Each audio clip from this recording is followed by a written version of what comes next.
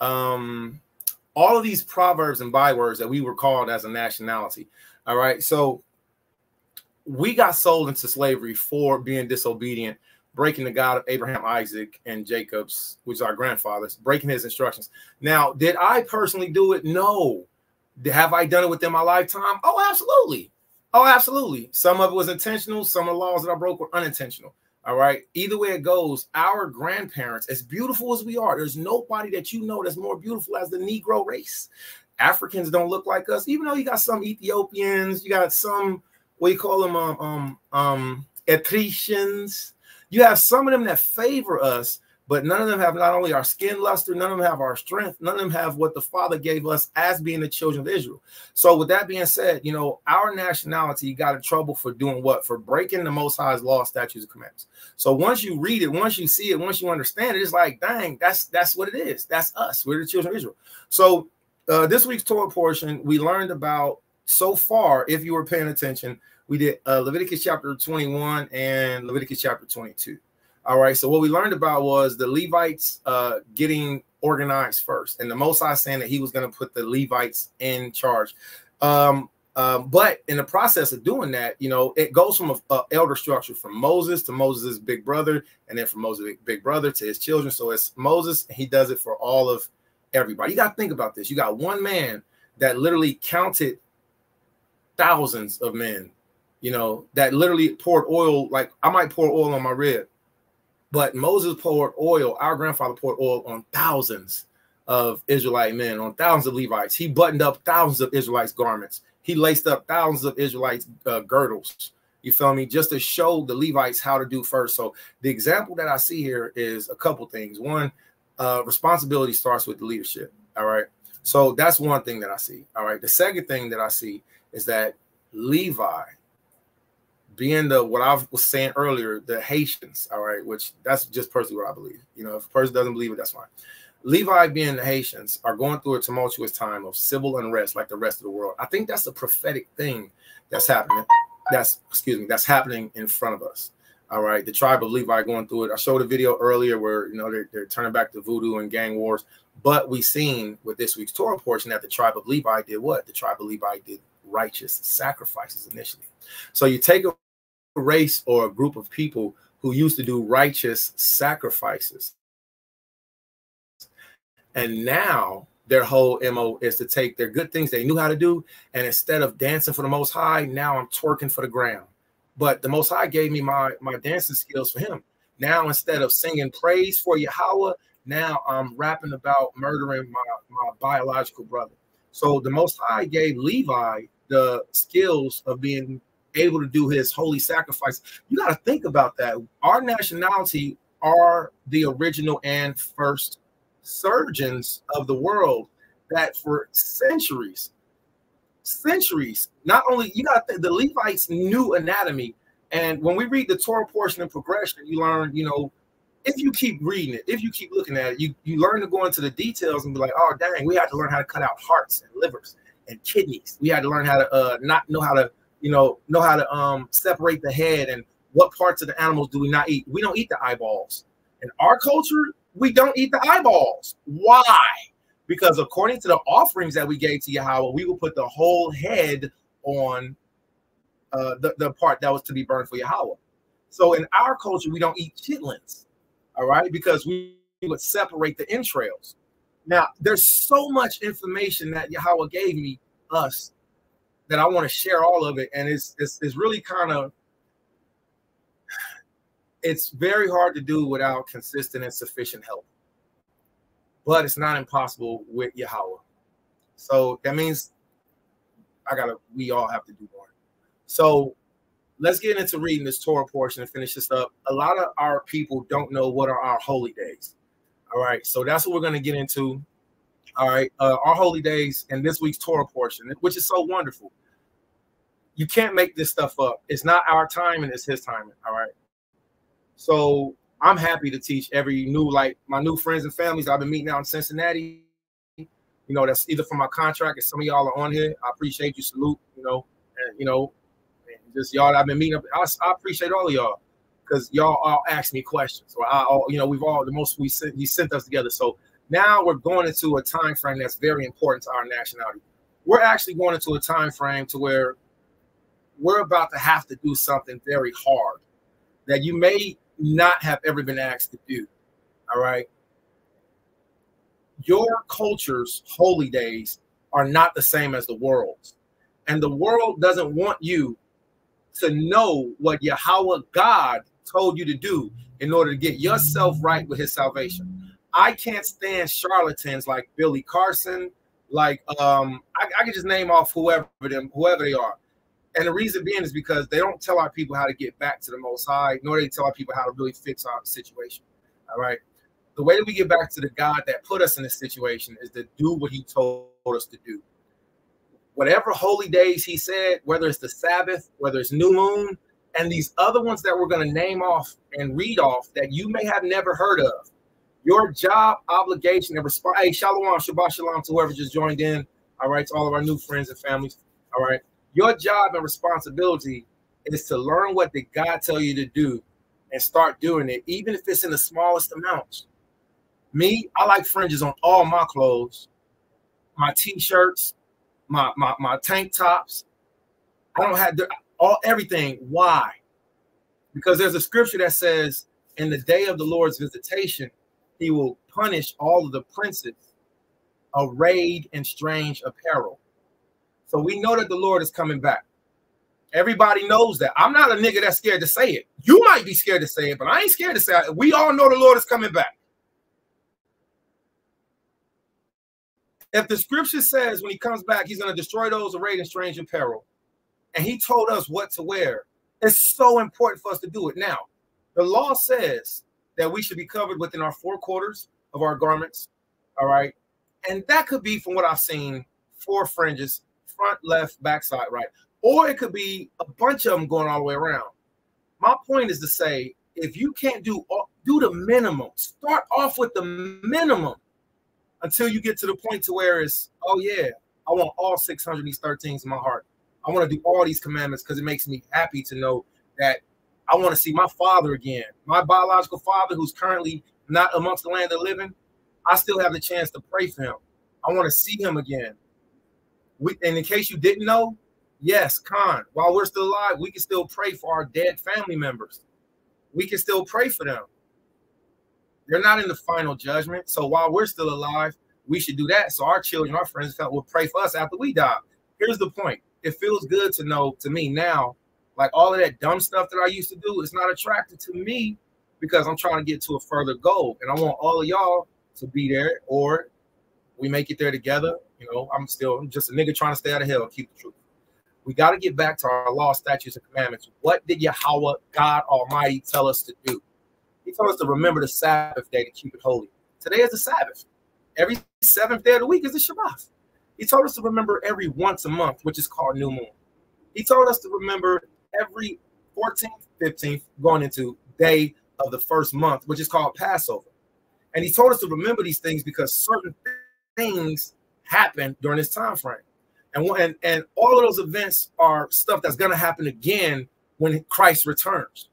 But if you don't know what the signs are, then you're going to be blinded when it actually happens. But the Most High tells us not to walk in the darkness, but in the light. And you get that light by walking in his word. That's real talk. So let's get to Leviticus real quick, chapter 23. We're going to finish this week's Torah portion. All right. I praise Yahweh for the Shabbat day and for everybody tracking. All right. I encourage y'all, send this out. Let the communities know that we're building.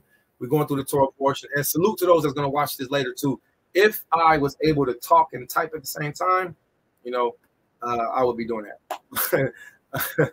All right. So, but I can't. So promotion is very important. So, you know, for those who need to hear it, help them to hear it. If you're hearing it, don't be selfish. You're the only one hearing it. That don't make no sense.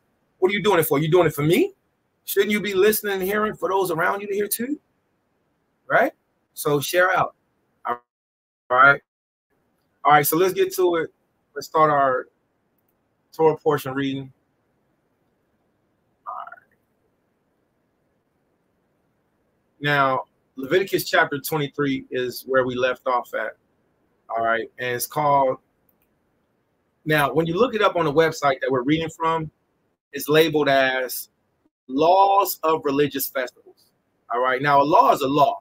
If you respect the damn white man's law, if you respect any other law, respect the laws of Yahweh. Who should we fear? God or man, brother? You should fear God Almighty. You should fear him, right? So respect Yahweh's laws. Do like King David did. Do like King David told King Solomon. He said, show yourself a man. First Kings, I believe it's chapter 1 or chapter 2. When King Solomon was talking to his son, when King David was talking to his son, King Solomon, he said, keep the commandments and show yourself a man. That's how you show yourself a man. It's not by money. It's not by muscle. It's not by any financial gain. It's not by, you know, status. It's not by penis. It's not by brain. It's showing yourself a man. It's keeping the law, statutes, and commandments and judgments of Yahweh. You know why? Because a real man will die for these laws, statutes, commandments, and judgments. A real woman will die of Yahweh. All right, not a woman of the world, not a man of the world, not a man of Satan, not a woman of Satan. A real man and woman of Yahweh will give our lives for the law, statutes, commandments, and judgments. And that's what it's going to come to. So that's how we show ourselves, man. So we got to learn the laws and the religious festivals of our nationality, of our culture. If it's not good enough for you that President Putin, you know how big Russia is? President Putin, this man wears no shirt in the wintertime in Russia while he rides a horse. And then he gets off of his horse and jumps in ice water. And he stands up out of ice water and he does the Catholic cross over his body. This man is a beast. President Putin.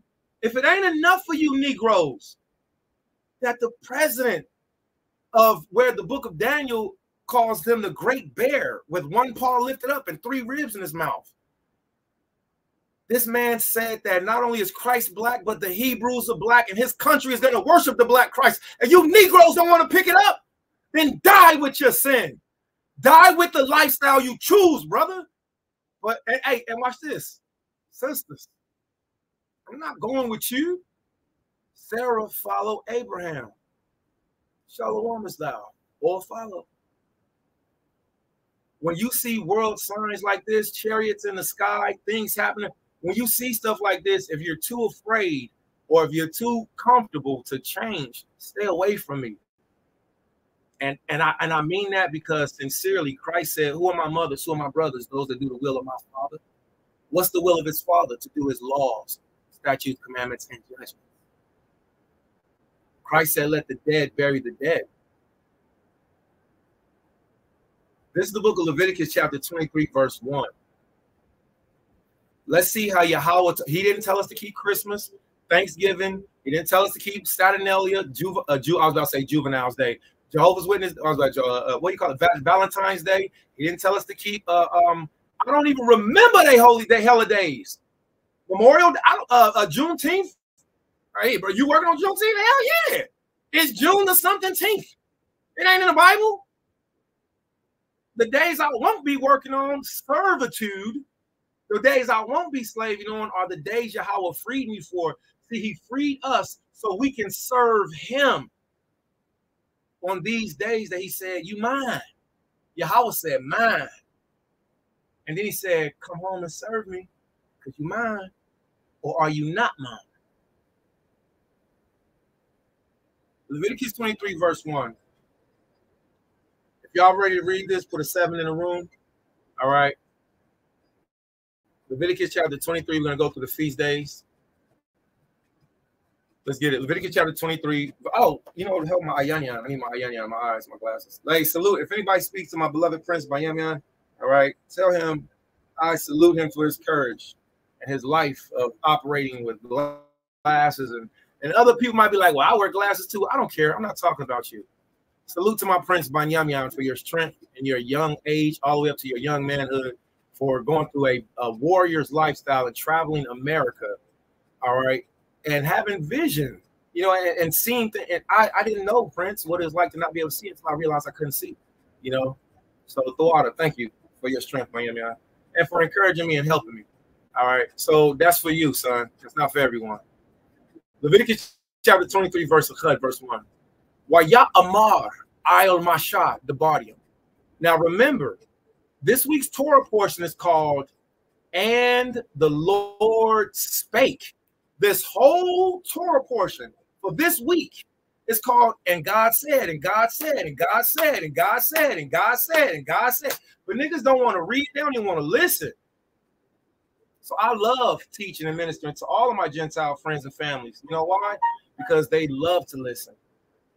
And for all of the Israelites who think that we have it all, I'm telling y'all right now, a wise man knows that he knows not. And that's one of those beautiful things that I try to keep, you know. So I appreciate and salute all of my new friends and families that are heathens, Gentiles in the spirit, Gentiles in the flesh. I appreciate you. So salute to all of you. I want all of you to learn this stuff. All right, so let's build. Leviticus chapter 23, verse 1. Wayat Amar, repeat after me, and he spake. All right. Now remember, I said we're going to use this website. All right. So now it's time for us to use this website because I'm going to show you what other people have learned. All right. So we're in Leviticus chapter 23. All right. Here's the link for this website because a good teacher wants his students, her students, to be proficient and good students and teachers also. All right. Please forgive me, everybody. My laptop is not very powerful. It's not very strong, so it freezes up a lot. All right. And that kind of causes me to kind of short circuit because now I have to wait for a device that's moving slower than the spirit of the Most High, of course. It's moving slower than my brain. So, you know, I just wait and see when it loads, and then we'll get back to it. Ay, Dios mío. Gracias, Yahweh. Yahweh, please give me everything I need to be able to teach your word and remove people that don't want to do or be or help. Thank you for already doing it, and add those people who want to be a part of your ministry before your son comes back. Thank you for everything you've done, everything you're still doing. Yeah, my computer's froze. This is fun. Booyah. All right, so there we go. Yeah, lost connection, screen share. All right, there we go. We back up. All right, screen share back up.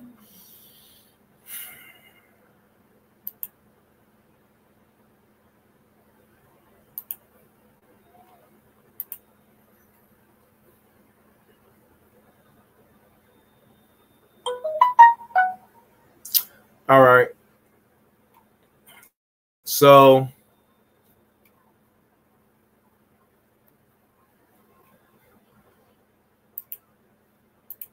Leviticus chapter 23, Wayat Amar al-Mashah, and the Lord spake unto Moses, saying, speak unto the children of Israel, and say unto them concerning the feast of the Most High, which ye shall proclaim to be what? Holy convocations. All right. So he says, speak unto who? The children of a man whose name is Israel. Flat out.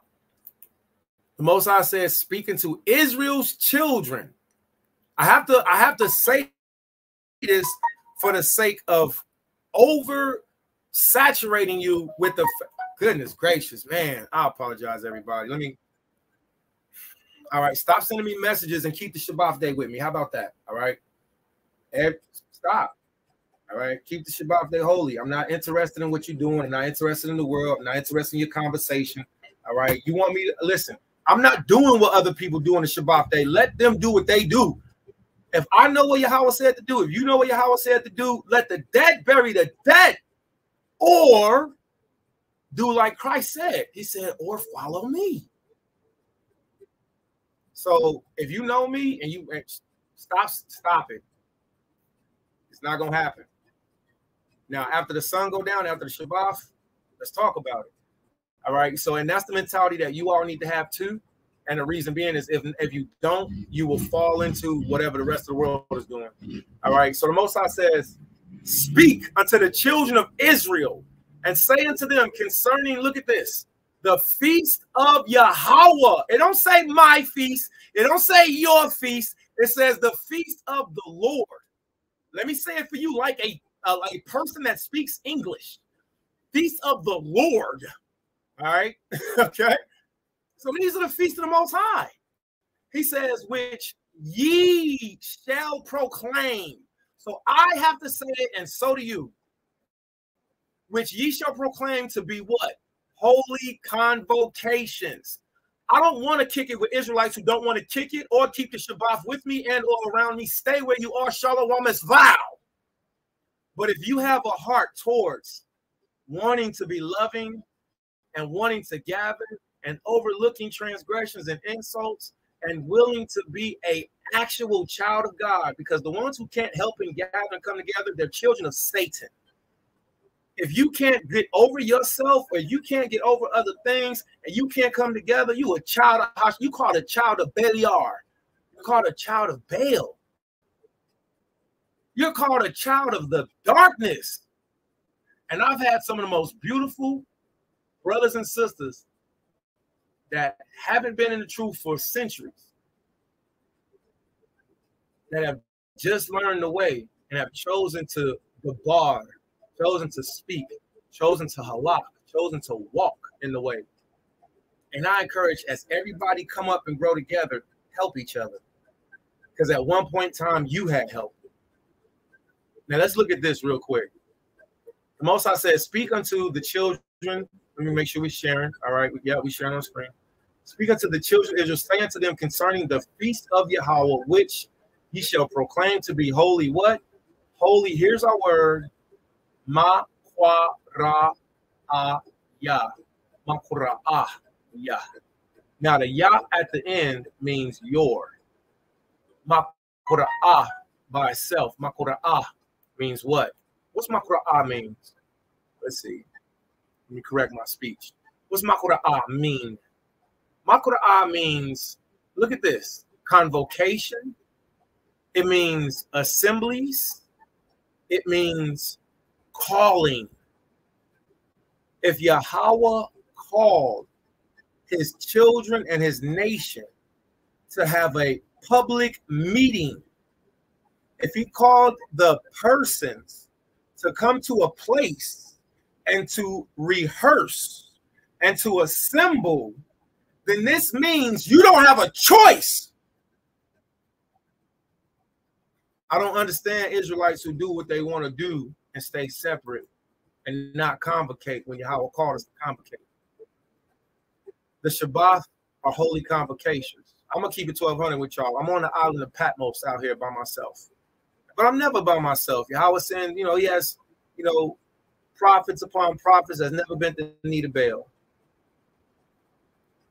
I will say this. As a nation, if Yahweh tells us to speak unto the children of Israel and say unto them concerning his feast of Yahweh, that we should proclaim to be holy convocations, and that these are his feasts. I'm going to tell you this.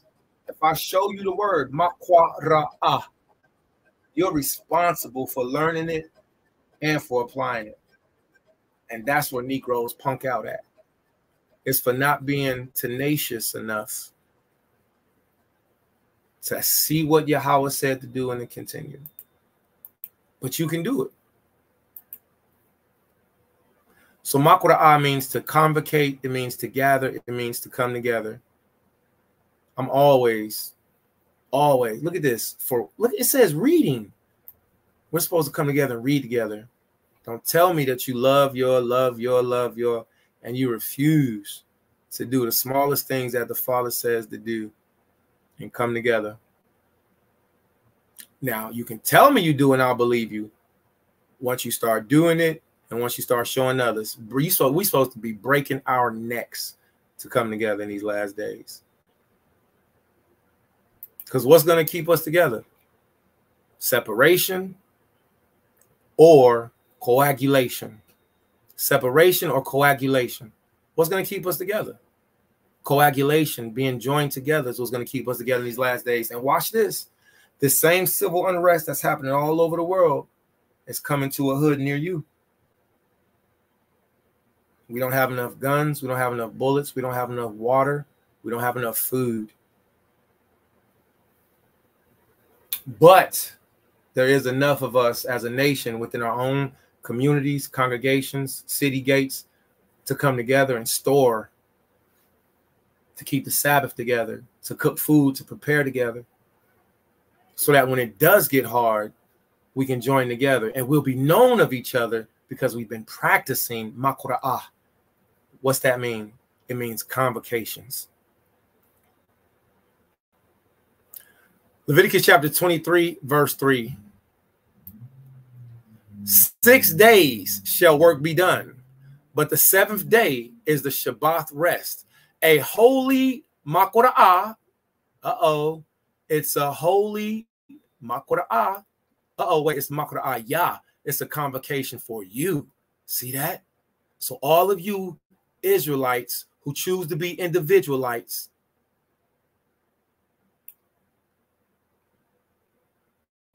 you're not gathering together is violation of what the Father told us to do. Negroes is saying, oh, no, we supposed to, you know what? Stay over there then.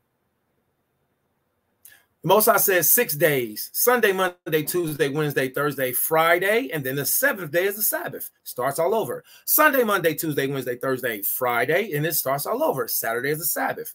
Sunday, Monday, Tuesday, Wednesday, Thursday, 6th day, the day of preparation, and then the Sabbath, and then it starts all over. 6 days shall work be done, but the seventh day is the Shabbat of rest, a holy convocation. You shall do no work therein. It is a Shabbat of Yahweh. See? It's not a Shabbat of my mama, my Abba, my grandfather, my grandmother. It ain't yours. It ain't mine. So show me you love Yahweh, brother. If he made the day and he said this day is set apart, we supposed to respect that, sisters.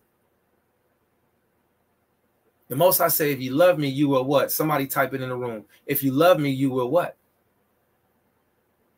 How did the Most High say we show we love him? By saying, oh, I love you. And here goes some hearts. I love you, Yahweh. Here goes some lollipops. I love you, Yahweh. Here goes some cheese puffs. I love you, Yahweh. Here goes some, that's idol worship. Yahweh. No, listen. He said, if you love me, and TORAH, whoever just typed it, he said, if you love me, there you go. You will keep my commandments. That's how he said you show you love me. That's how he said we show we love him. And it's the same thing in any marriage, any relationship, any friendship, any brotherhood. You go to the contract. Hey, man, if you love your supervisor, your friendship, your contract, hey, you know what? I love you, man. I'm not going to step on your shoe. I'm literally not going to punch you in the throat because I love you. I'm going to hold the door for you because I love you, man. Hey, you know what? I love you. So Yahweh, you told me to work 6 days. And you said the Shabbat day is a day of rest. You said it's a holy convocation. You said I should do no work therein. You said it is a Sabbath day of Yahweh. You said in all of my dwellings. Well, guess what? I dwell in Bond Hill in Cincinnati, Ohio. Let me give a salute, man. For those of you who don't know, if you haven't been to Cincinnati, Cincinnati is wonderful, man. All praise the Most High. Can't tell me nothing. You know, and the Wadi Howard for the place he allowed me to live. So the point of saying that is to say, I'm in the dwelling of Cincinnati, Ohio. So the Most High said, even in wherever I dwell. Let me look this up real quick. Now, you all don't have a lot of reading to do. I have a lot of reading to do. All right. Which, to be fair, dang, you know what? I'm so sorry. This thing keeps freezing up, man. So I can't move as fast as I want to. And that sucks so bad. All right.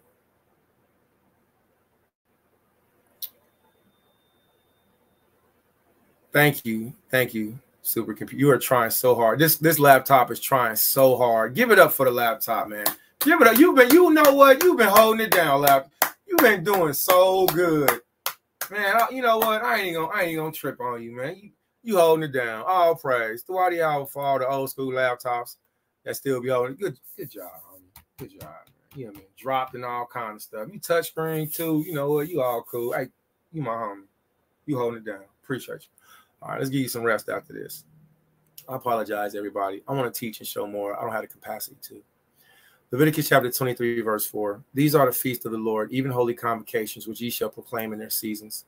In the 14th day of the first month at even is the Lord's Passover. And on the 14th day of the same month is the feast of unleavened bread unto the Lord. 7 days you must eat unleavened bread. In the first day ye shall have a holy convocation. Ye shall do no servile work therein, but ye shall offer an offering made by fire unto Yahweh 7 days. In the 7th day is a holy convocation. Ye shall do no servile work therein. And Yahweh spake unto Moses again, saying, Speak unto the children of Israel, and say unto them, When ye be come into the land which I shall give unto you, and shall reap the harvest thereof. Then ye shall bring a sheaf of first fruits of your harvest unto the priest, and he shall wave the sheaf before Yahweh to be accepted for you. On the morrow after the Shabbat, the priest shall wave it. And ye shall offer that day, when ye wave the sheaf, a he lamb without blemish of the first year for a burnt offering unto Yahweh.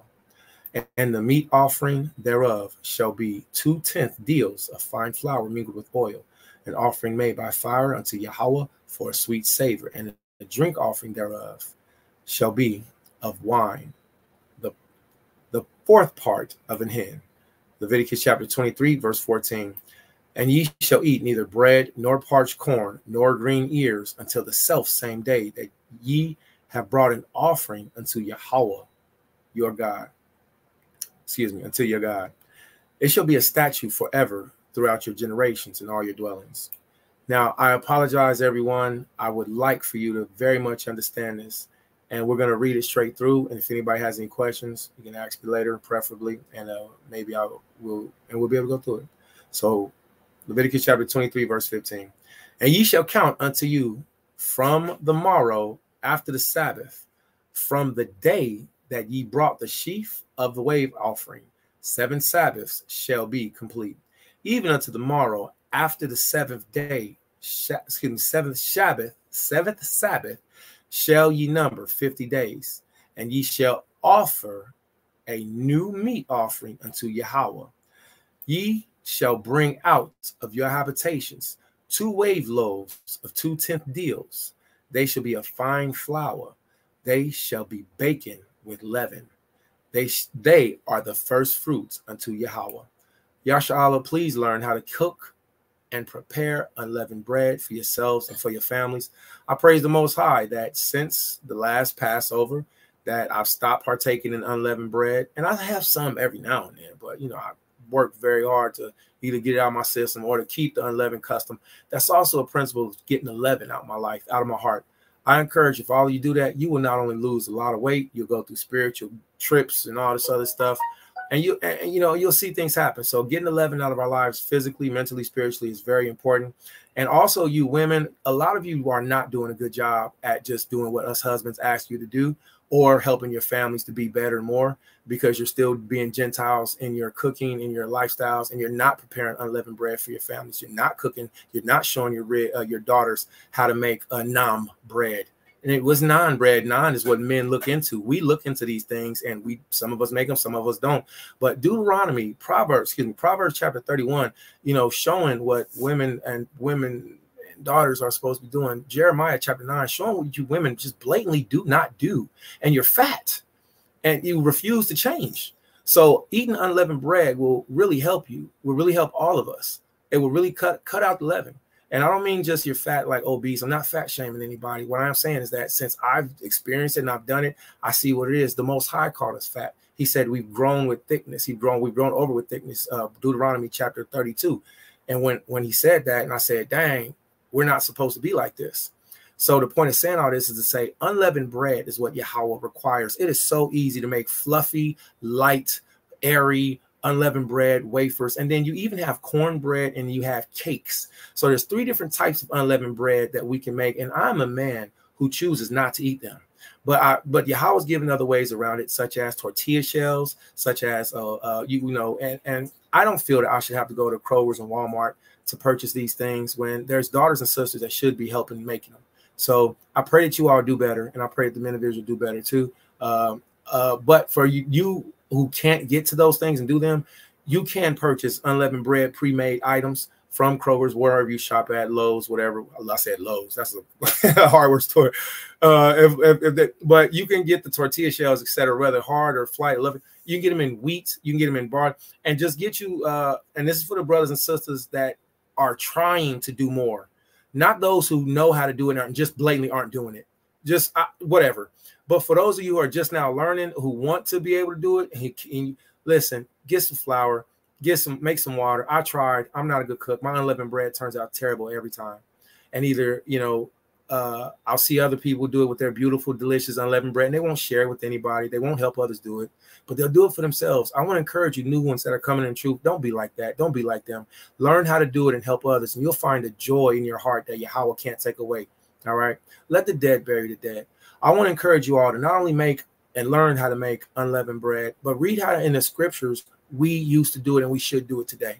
This is the book of Leviticus chapter 23, verse 18. And ye shall offer with the bread 7 lambs without blemish. Now, this bread, as Yahweh make, I say, is always unleavened. Please look up nan, N-A-N. All right, let me help you real quick. All right. Non bread, non. Now, this is non-bread, and you can go to any East Indian restaurant and look. I wouldn't purchase this and all, and some lazy people will and be like, no, listen, just don't cook for me. I don't want that. I'm not interested. You can get non-bread. You can make this easy recipe, all right? And it's light, it's airy, it's fluffy. Your family will love it. You feel me? You'll save so much money, and your children and yourself won't be so fat. You feel me? So this is easy to do, and us men and us families, we want this. This is just one. I mean, let me stop. Let me stop. All right. So here we go. Here's some of the images. All right. Doesn't that look delicious? Oh, wow. That's so wow. Look at that, man. And all of you wonderful Israelite men and women that can cook and have the, you can do this for you. Just change it. All right. Now, I wouldn't go and, like I said, I wouldn't go and purchase these. You know, I'll be like, yeah, no, thank you. Shalom. You trying to deceive me. That's probably how I would be. I like, no, thank you. So, but if you made it, which you can do, so you just change it up a little bit.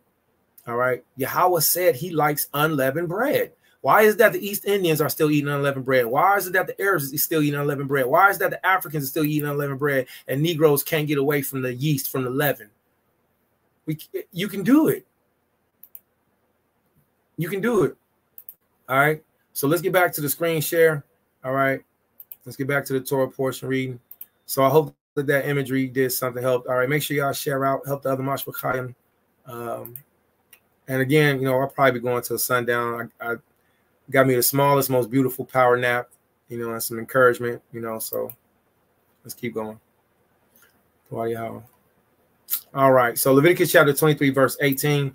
And ye shall offer with the bread 7 lambs. You see that? 7 lambs. Feed this to your families. Without blemish, that means without deformities. Okay, and I really want to have some fun and get into that whole blemish thing, because we are going to talk about dwarves. Dwarves have a blemish. The brothers and sisters have one arm or one leg short than another. It's not to ridicule or mock or make fun of them. So please don't, because you will be cursed if you curse, you know, anybody that has a blemish. Yahweh made them perfectly how he made them. So don't mock or ridicule them. It's just that Yahweh said that they can't do certain things, which they can't. That's how Yahweh made them. I can do anything. No, you can't. No. And these certain things that you think you can do, Yahweh says, sit down. You can do this. So we're going to read about blemishes, learn about blemishes, even blemishes in animals. Yahweh said if the animal, I was about to say aminal, if the animal has a cleft lip, or if a person, no. All right. Nah. They don't even look right. And, you know, one of my best friends had a cleft lip. And then he got the surgery. He had the split right there. I was like, why you do that, man? I was like, I liked it like that. He was like, my mouth kept getting dry. I was like, oh, that makes sense. You know, I was like, oh, yeah.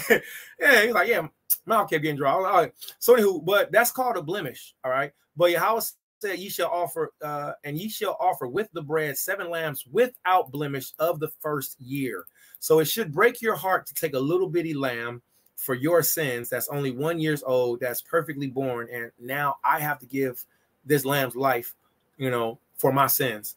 That should make me be like, I don't want to sin. But this is what Yahweh told us to give him that he likes. So another good thing about this is our home, Jerusalem, smelled like the most beautiful barbecue. It didn't smell like this. Our home smelled beautiful. Frankincense and myrrh and barbecue all in the air. That's where I come from. He says what? Leviticus chapter 23, verse 18. And ye shall offer with the bread 7 lambs without blemish of the first year, and 1 young bullock. All right. And 2 rams.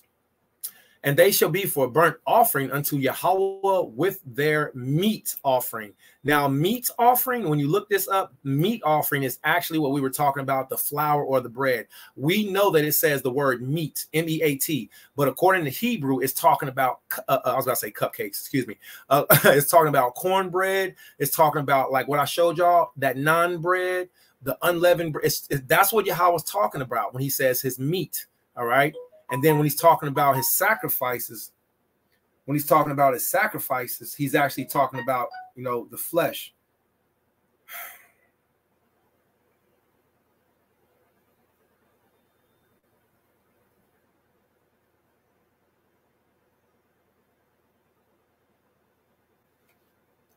Yo, Yabrakaya Bashamashagasha. Hey man, you can rock with us on Facebook or on YouTube, Isaiah Yasha Allah. Right now we're live and we're teaching on this week's Torah portion. All right. Anyablaka. Love you, King. Shalom. All right. So I'm gonna turn my phone off. All right. So Tawada to everybody for their patience. All right. So once again, let's get back to it. So Yahweh's talking about that unleavened bread when he's talking about his meat offerings. All right. And so, yeah, and I just think a lot, and it's just disgusting. I gotta say it. You know, we'll go and buy a loaf of bread, and it's like, just make some unleavened bread, son. Just make it. Just make it. Well, you want the? I will buy. No buying and selling on the Sabbath. My bad. Just make it. All right, you can do it. Okay, so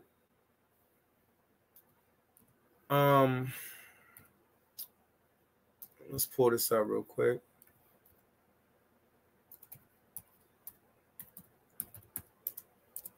All right, and Salaklia, man, salute to Abba Zaquan, man. Abba Zaquan Psalm, Abba Zaquan Palm.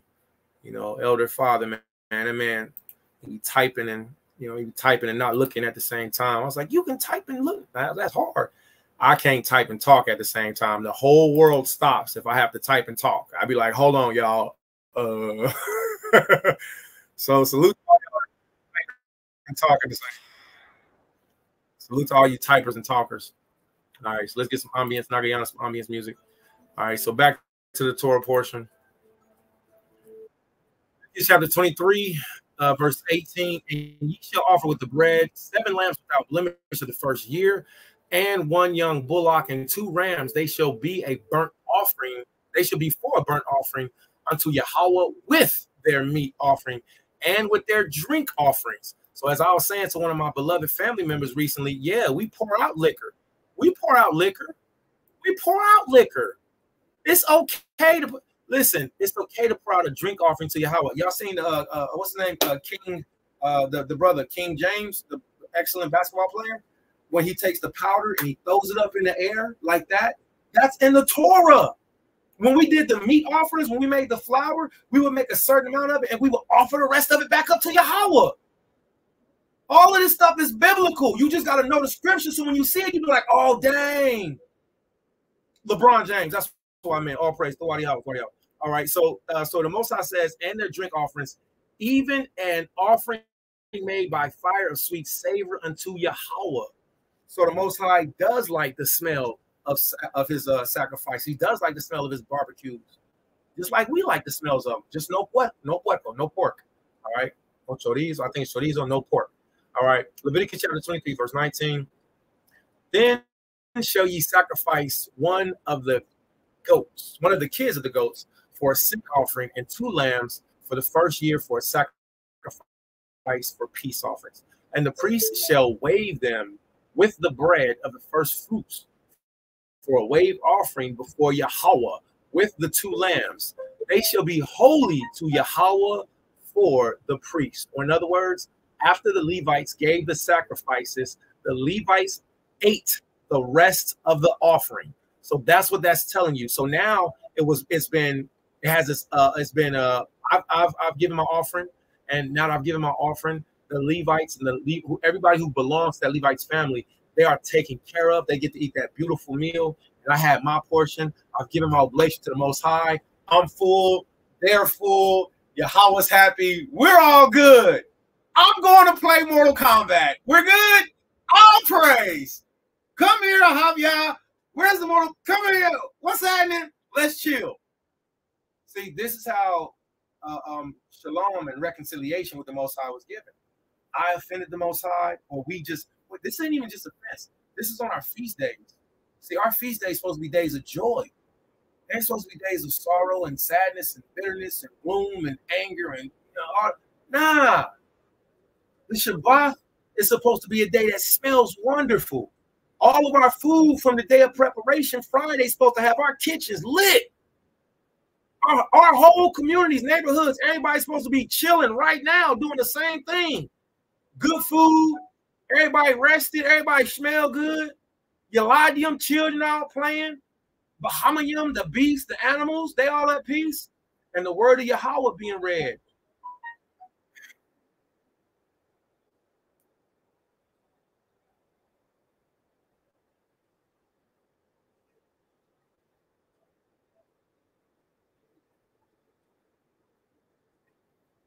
So that's how it's supposed to be on a Sabbath day. So as we read on about the Most High's Sabbath days and his holy convocations, please don't get lost in the things that I'm saying in between, but pay attention to what's the subjects. The subject are his holy days. And he started off his holy days with telling us to keep the seventh day, the Sabbath first. Right? Now let's read on. Leviticus chapter 23, verse 21. And ye shall proclaim. To proclaim means to cry it aloud. Say it loud. It's a Sabbath day. Right? We're supposed to proclaim it, right? On the self-same day, that it may be a holy makorah, a holy convocation unto you, ye shall do no servile work therein. So if any of you caught the first video that we did earlier, we had a beautiful brother that was on named Natazar. And Natazar, he learned the Orthodox Jewish faith. That's how he came into the truth. He came into Truth Baptist, and then he learned the Orthodox Jewish faith. And now he's coming back to his nationality. And the man's been inside the belly of the beast in the synagogues with the Rebel 90. He done been in there with them and all that. And that man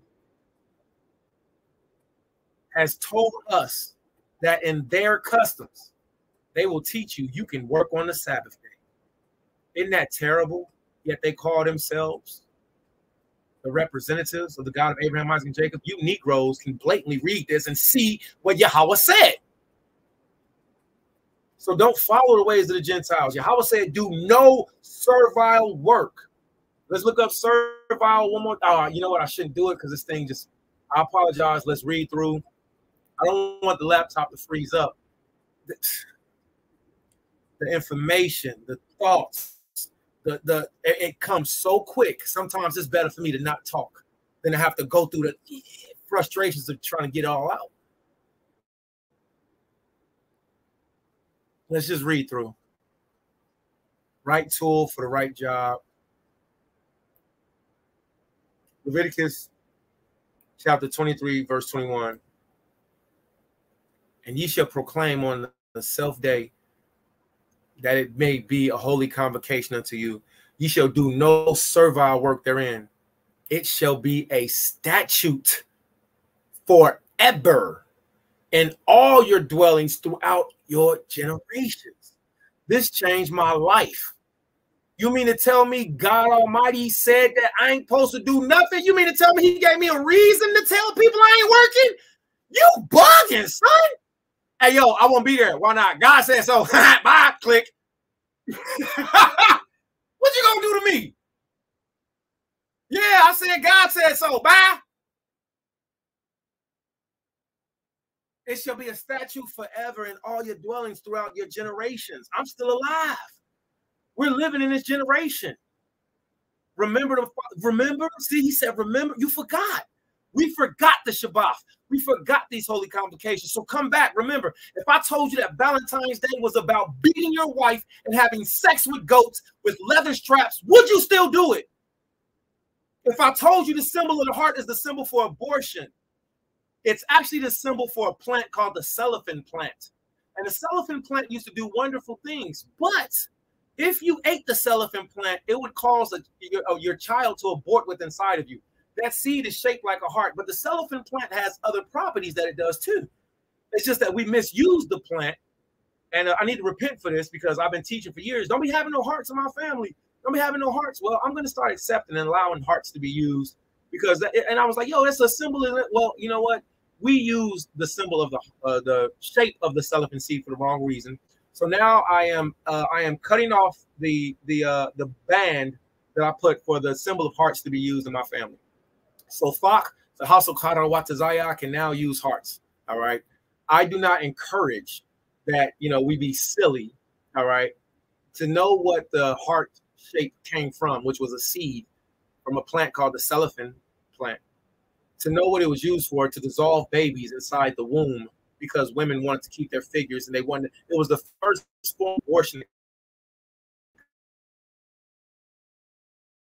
And women and men, we was feeding it to them and having sex with them and just whatever, boo, boo, boo, boo, bow. And the woman could be 4 months pregnant. And guess what? If she ate enough cellophane seed, the baby would turn into slime inside of her womb and it would ooze out of her baby. And these women have committed so many and so much abortion and still doing it and be like, the Day of Atonement coming up, I'm going to be okay. No, you won't.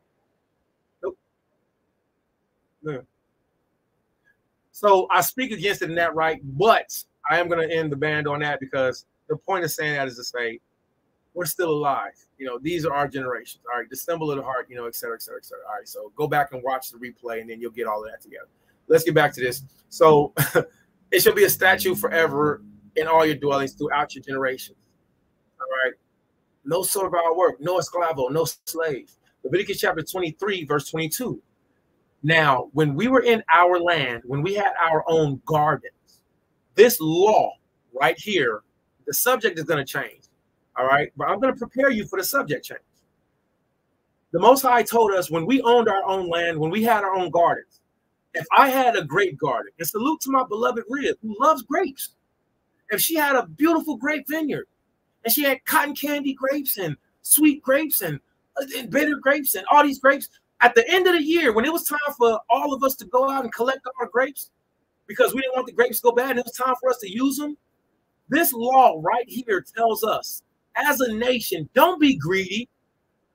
Yahweh says, when you go out, Leviticus chapter 23, verse 22, and when ye reap the harvest of your land, thou shalt not make clean riddance of the corners of thy field when thou reapest.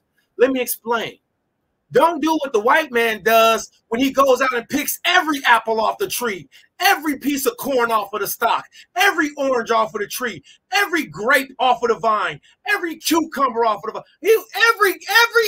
He takes everything. The white man takes everything. Prove me wrong. Prove me wrong. And then tries to GMO, make something grow faster, and now we eating demonic food. Prove me wrong. Ask me how am I doing. I'm like a king in captivity. How you doing?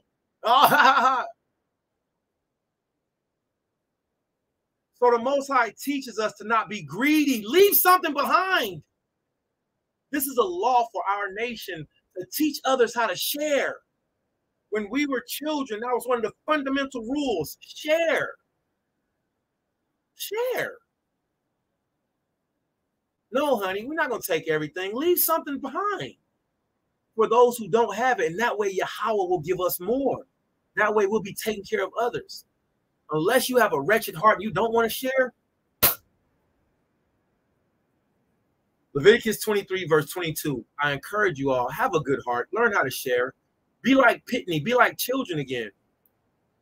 And when ye reap the harvest of your land, thou shalt not make clean riddance of the corners of the field when thou reapest.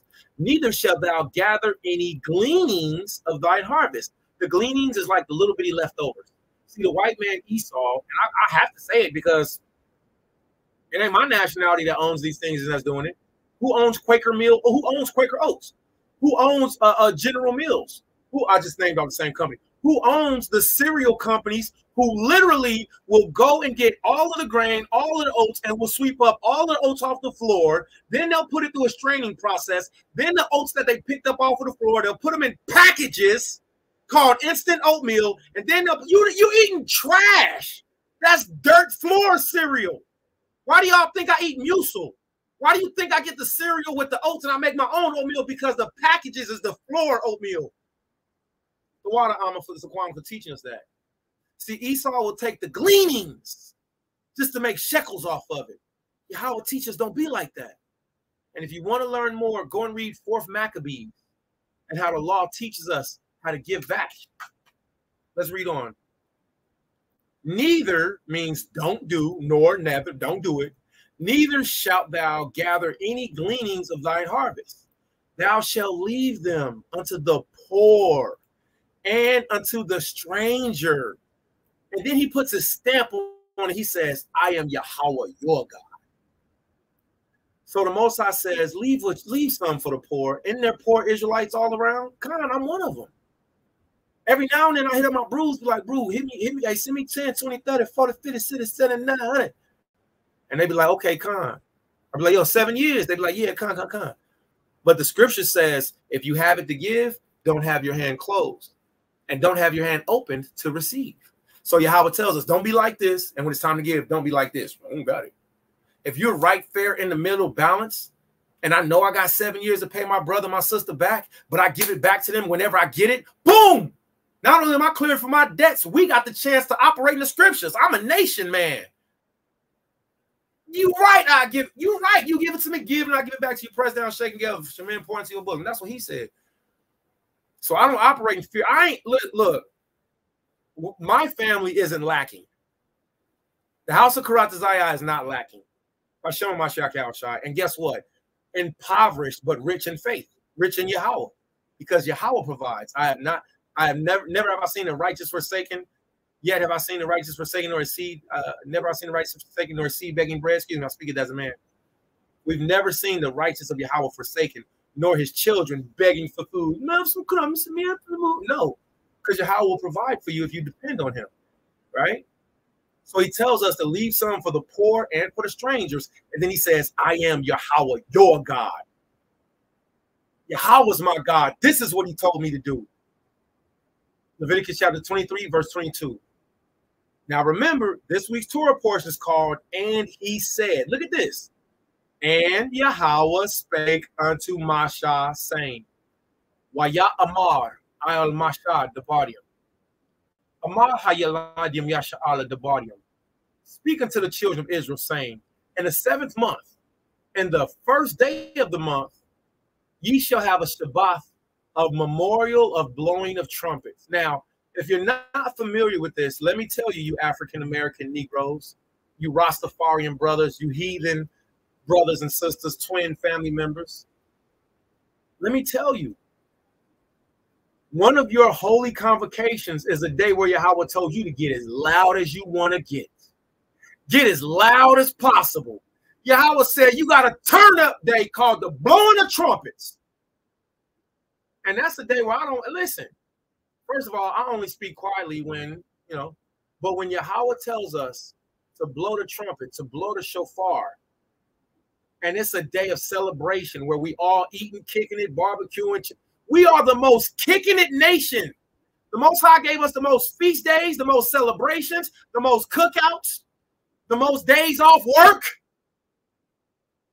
And you want to follow the white man's days? Nigga, no thank you. No, sir. Go pop your firecrackers. Go pop your firecrackers. Because on the 4th of July, the white man was shooting at your grandparents while they was running in slavery games. Go shoot your AK in the air. You ain't got enough to defend yourself, but you want to shoot them in the air, dummy. On the 4th of July, they was hanging us from trees and shooting pistols at us, seeing which one of their niggas can run faster. I'm not interested. We have the memorial of blowing of trumpets as a nation. Yahweh says, speak unto the children of Israel, saying, in the 7th month, now we're learning our months. In the 7th month, in the first day of the month, so everybody, that would be new moon, right? Ye shall have a Shabbat, a memorial of blowing of trumpets, a holy convocation. So that means everybody coming together. You women, y'all should have your own beautiful shofars. If your favorite color is pink, you should have a pink shofar. If your favorite color is red, you should have a red shofar. If your favorite color is purple, you should have a purple shofar. If your favorite color is blue, you should have a blue shofar. If your favorite color, green shofar. I miss my shofar. My heart's broken. I had a weapon shofar. There's a staff. And I brought it home from Yerushalayim. It's golden round. It's got a paracord black. And I can use it as a martial arts tool. Or I can And I wear it around me. It's been all around the world with me. And now I don't know where it is. May Yahweh bring it back to me by Shem Mashiach Yahushai. If you're an Israelite and if you know me and if you've seen my shofar, return it back to me. All right? By Shem Mashiach Yahushai. All right? I'm calling that into existence. Come back to me. That's not a gift for nothing, nobody. I ain't stole nothing. My shofar come back to me by Shem Mashiach Yahushai. And if you know me and you've seen my shofar in Memphis, all right? Return my shofar unto me by Shem Mashiach Yahushai. And until then, I'm going to ask that Yahweh give all of you your own shofars. May you be walking somewhere and somebody, you see a shofar, you get it. May you get on Amazon. May you be at your contract and be like, yo, that's a shofar. So for the feast of blowing the trumpets, we should all have our shofarium. Because the shofar is like a spiritual weapon. It's like a spiritual shotgun. It's like a spiritual laser beam weapon. We literally blew shofars and the whole city came falling down. It's called the city of Jericho. And I apologize that I cannot show you all visually. This laptop is moving so slow, it's closing up. And it hurts my heart because I want to be able to show you things. But the walls of the city of Jericho are still here to this day, which proves that what the Bible said is true. There was a group of people from a nationality that walked around the city that their God told them they would take. Imagine us walking around Cincinnati. Imagine us walking around the whole city of Cincinnati. I don't care. Yahweh said in Camp Cincinnati, walk around it 7 times. And then on the Shabbat day, Yahweh said, don't say not one word for 7 days. And then he said on the Shabbat day, you loudest nation on the planet, you loudmouth Negroes, you loudmouth black women. Yahweh said, I want y'all to blow the shofar, and I want y'all to give a shout as loud as you can and watch the walls of the city of Cincinnati come falling down. And then Yahweh said, you go in and take everything. See, that's my nationality. That's my culture. That's who I come from.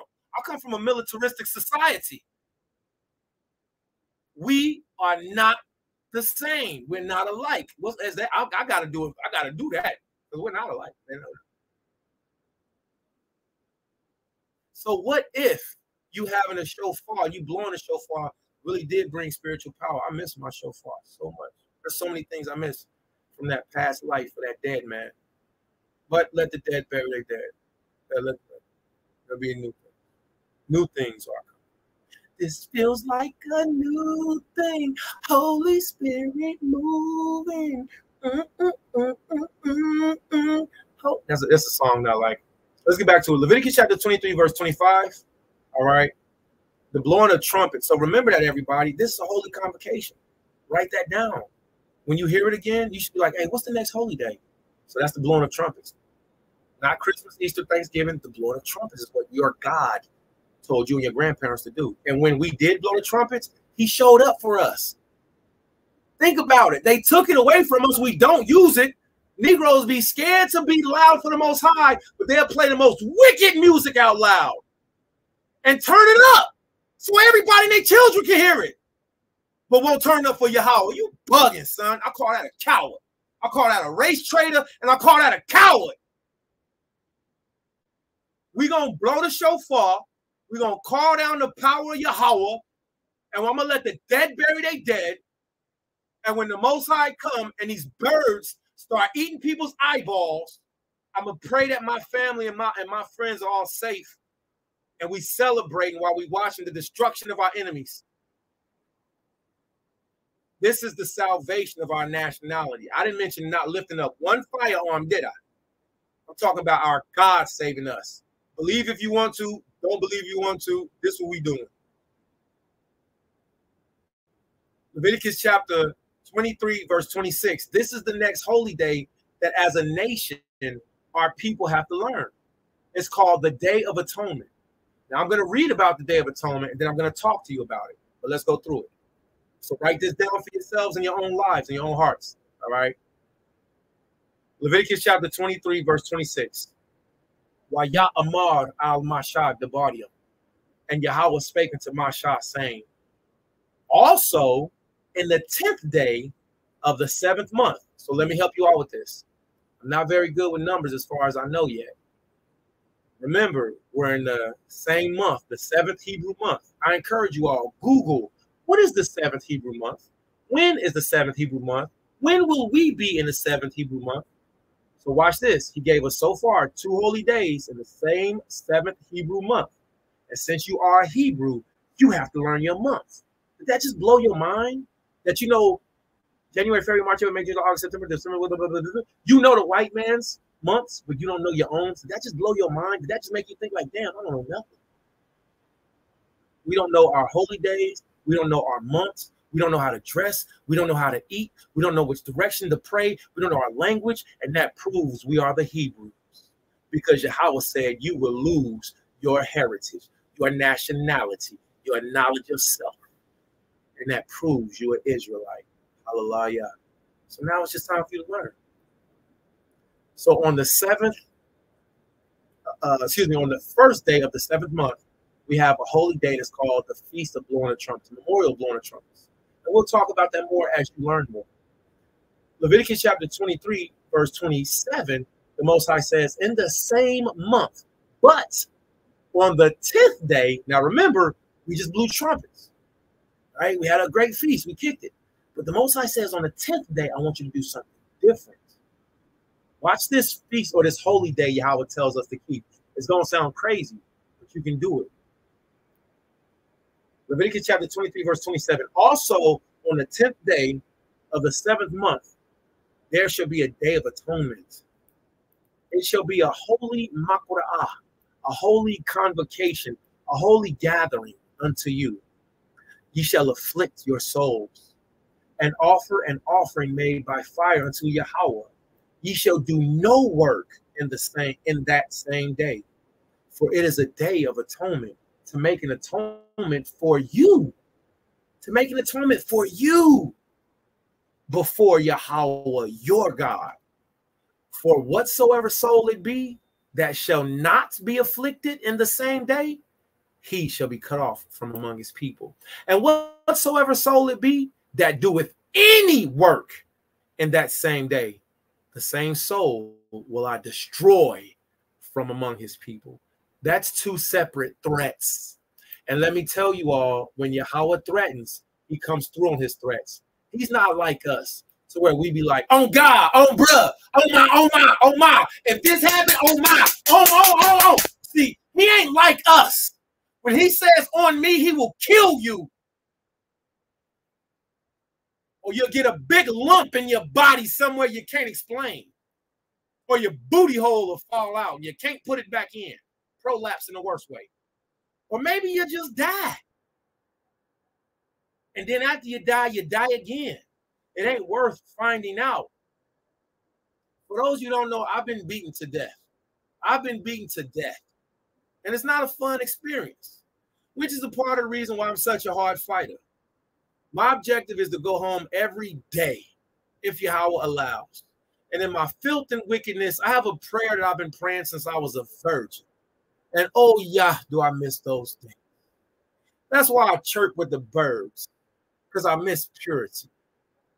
My prayer was, and still is, God, in the name of Jesus, please let me get to where I'm going and back home every day safe. See, that's how I used to say it when I was a Bathwala, when I was a Natazar, when I was a pure, when I was a virgin. But now I say, Yahweh, please allow me to get to where I'm going and back home safe.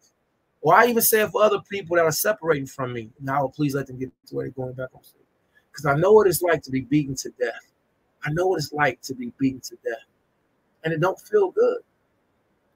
I don't know what it's like, though, to have my soul cut off from among my people. I know what it's like to be exiled from my people. I know what it's like to be lied on by my people. I know what it's like to be shelved away by my wives. I know what it's like to be discarded. But I don't know what it's like to have my soul cut off. I don't know what it's like to be destroyed from my people. And these are 2 threats that I'm not willing to find out. So if you're smart, if you're not stupid, if If you think Yahweh, if you believe you're God, if whatever, I don't care if you want to call him the universe, you want to call him the cosmic energy, I don't care. If you believe Yahweh is real, believe that his threats are real. If he said on the Day of Atonement, you work, I will kill you. It might not be right now, it might be later. I don't know. I can't explain it. I don't want to say how he says it. It's not worth it. Now, one might say, but I've been doing it. He ain't did it yet. One might say, well, ain't nothing happened to me yet. I didn't know about it. My grandparents didn't. They ain't been doing it. That's a true statement. The scripture says, envy not the wicked, for you don't know what their end shall be. You don't know what their end, what your end shall be. Once you hear something, you're responsible for it. And that's why a lot of our people don't strive for Yahweh.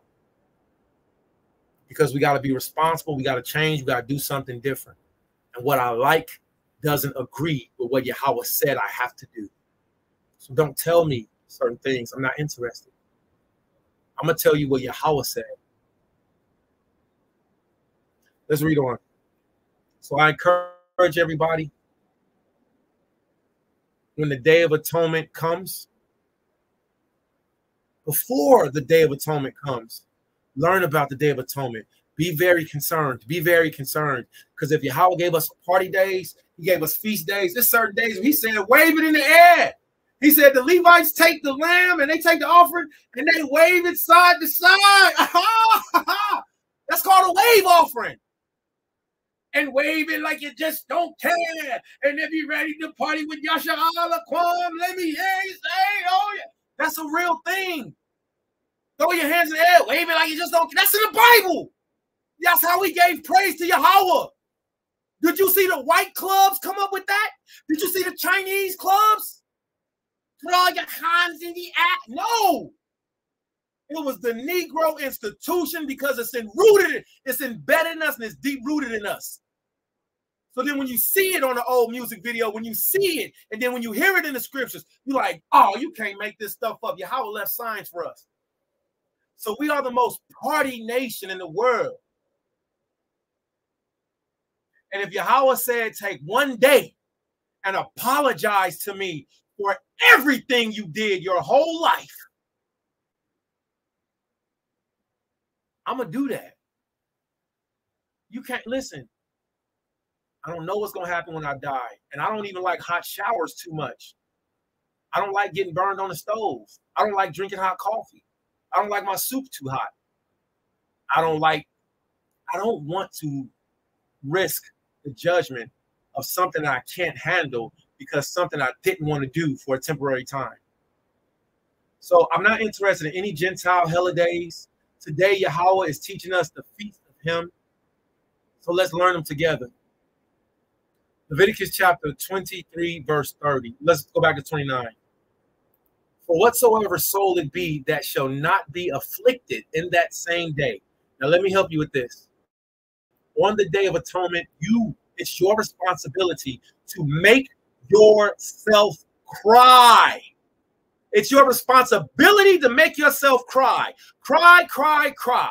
You cry over this, you cry over that, you cry when you get mad, you cry whenever things don't go your way, you cry whenever you cry. Listen, Yahweh said, cry for all of that wickedness that you did, that I seen. All of that wickedness that you did when I was right there crying for you, begging for you to stop in your heart. Imagine being a father or a mother and you watching your child, me, do the most deplorable things, because I've done some disgusting, deplorable things. I ain't no Diddy, pause, no Diddy. I ain't like that, you know, no Diddy. But I ain't gonna stunt. I've done bad things. I've done things that my father and my mother, if they seen, they would shriek, they would shrill, they would beat me, they would hit me, they would drag me out of the room, and I would be like a little kid. Maybe I would have been naked, maybe I would have been. My mother ran up on me while I was robbing a Taco Bell. Glasses off. I'm in the window, hanging in the window. My big brother, names no be told.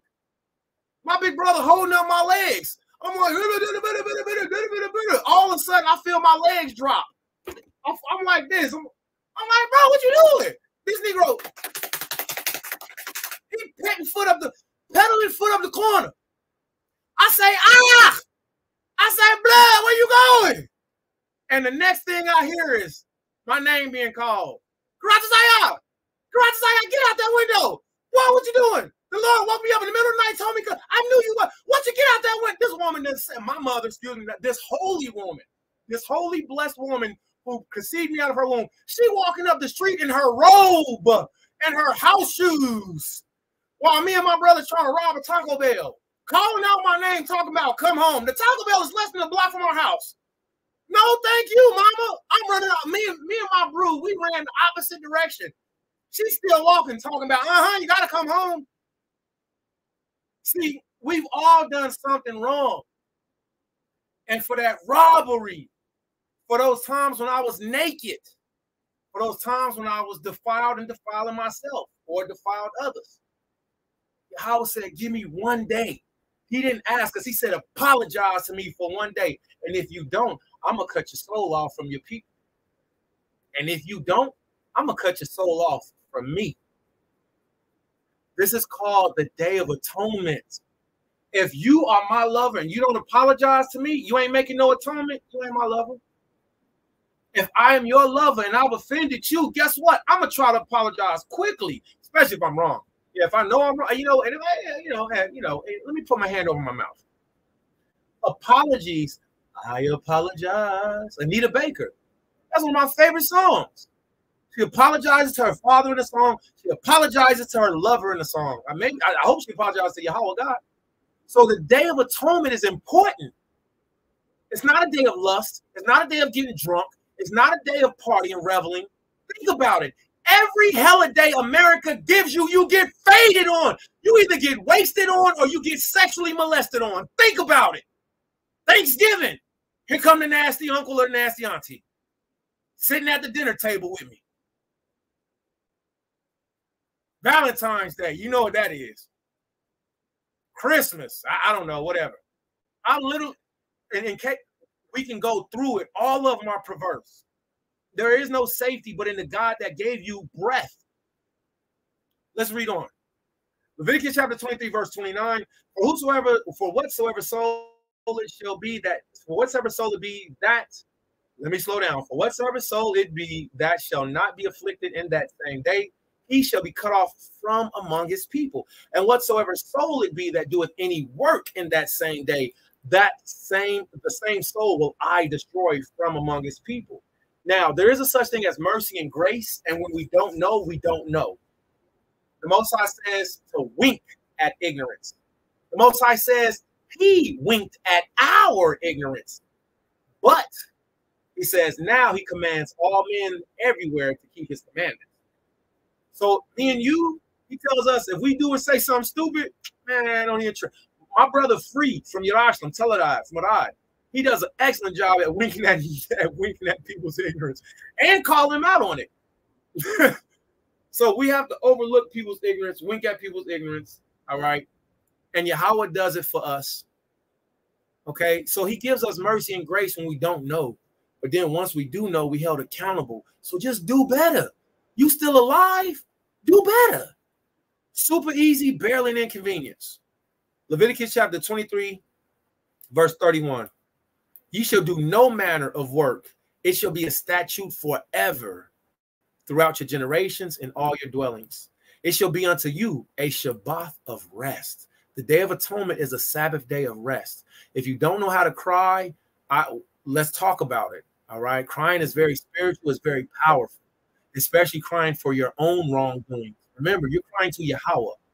All right. And for you women who are so ignorant and wicked to want to abase yourselves and be separate and do what you want to do, that's holy convocation. I encourage everybody, when you read the Torah and you read the Gospels, Christ was with his apostles when he cried. He went off to himself. He was together. He came back. There's so many beautiful things that happen when you work together. There's so many beautiful things that happen. And I know that the Father's going to do these things. For you wicked men who like to separate yourselves because you mad because you ugly when you so ugly when you cry. So what? Yahushua cried. He cried so much blood came out his eyes. He bribed so much blood came out his eyes. Blood. That's how much he bribed. Leviticus chapter 23, verse 32. It shall be unto you a Sabbath rest, and ye shall afflict your souls. In the 9th day of the month, at even unto even, shall ye celebrate your Shabbat. So right here is a clear indicator. If you're having trouble with time frame, which all of us are learning all over, the Most High tells us right here. He says, from even unto even. So that tells you from sundown to sundown, this is when we start this holy convocation. And the Day of Atonement is not easy. You're going to smell all the food you want because your body and your flesh is going to war against each other. All right. And for people who fast a lot, you know, you're going to have to put a little bit more work into it. Maybe you're going to have to do 2 or 3 or 4 more days of the Day of Atonement. It is to break yourself. All right. Leviticus chapter 23, verse 33. While Ya'amar al-Masha, and Yahweh said unto Moses, spake unto Moses, saying, speak unto the children of Israel, saying, in the 15th day of the 7th month shall be the Feast of Tabernacles for 7 days unto Yahweh. Now, the Feast of Tabernacles, as we know, is a wonderful feast day, just like the rest of them. For those of you who like camping,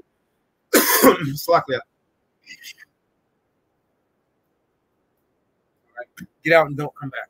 For those of you who like camping, you like sleeping outside in the woods, you like the night air, you like, or if you never experienced it, you know, the Feast of Tabernacles is a holy convocation where Yahweh told us to dwell 7 days in booths. So the first day is a holy convocation, which means we all come together. We bring a whole lot of food together. We all laugh, smile, kick it. You feel me? Whatever. We go off into the woods. We build tabernacles into the woods. We be having knives. I mean, we're going to cut down a tree. We stay up all night. If you like barbecue, you barbecue as much as you want to. Feast of, after the Day of Atonement, we have a Feast of Tabernacles. And we can go and cut down branches. You want to be outside? Let's do it.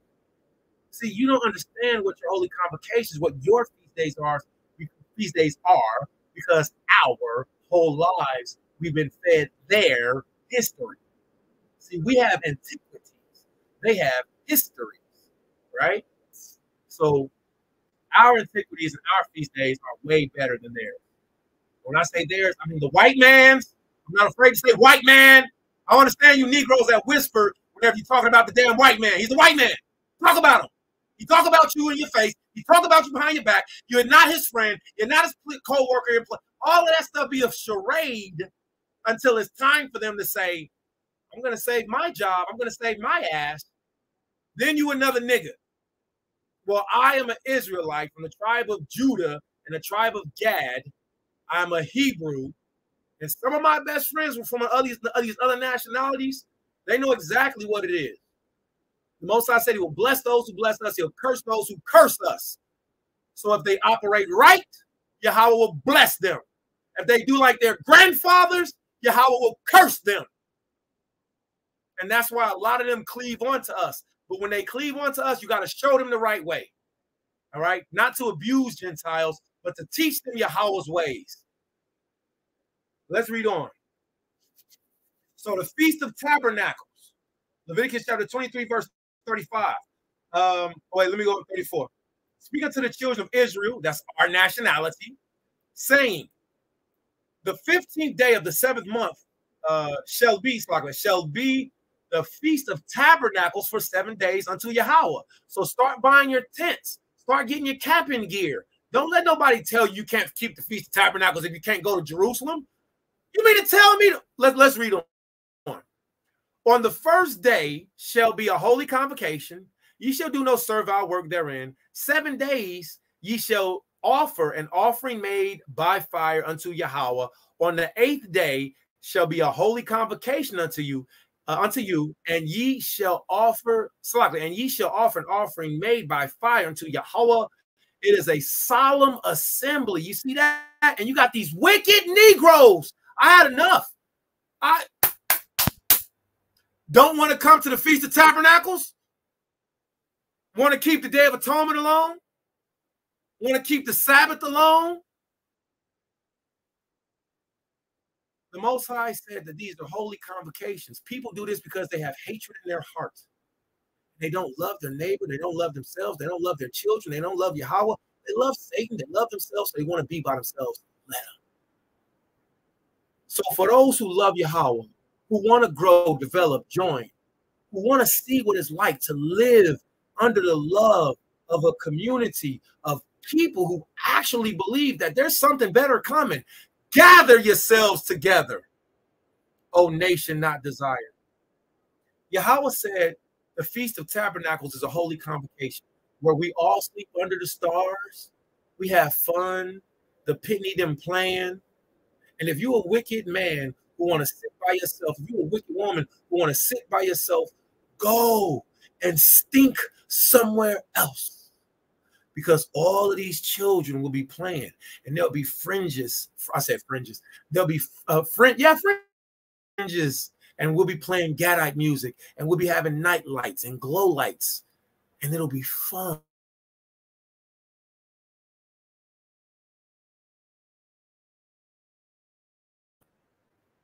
It is a solemn assembly, and ye shall do no, look at this, servile work therein. We're not slaves. No esclavo. We're not slaves. No servile work on the Feast of Tabernacles. Woohoo! These are the feast of Yahweh. These are the feast of Yahweh. One more time. These are the feast of Yahweh. Not Hebrew Israelite feast. Not my feast. Not your feast. These are the feast of God Almighty.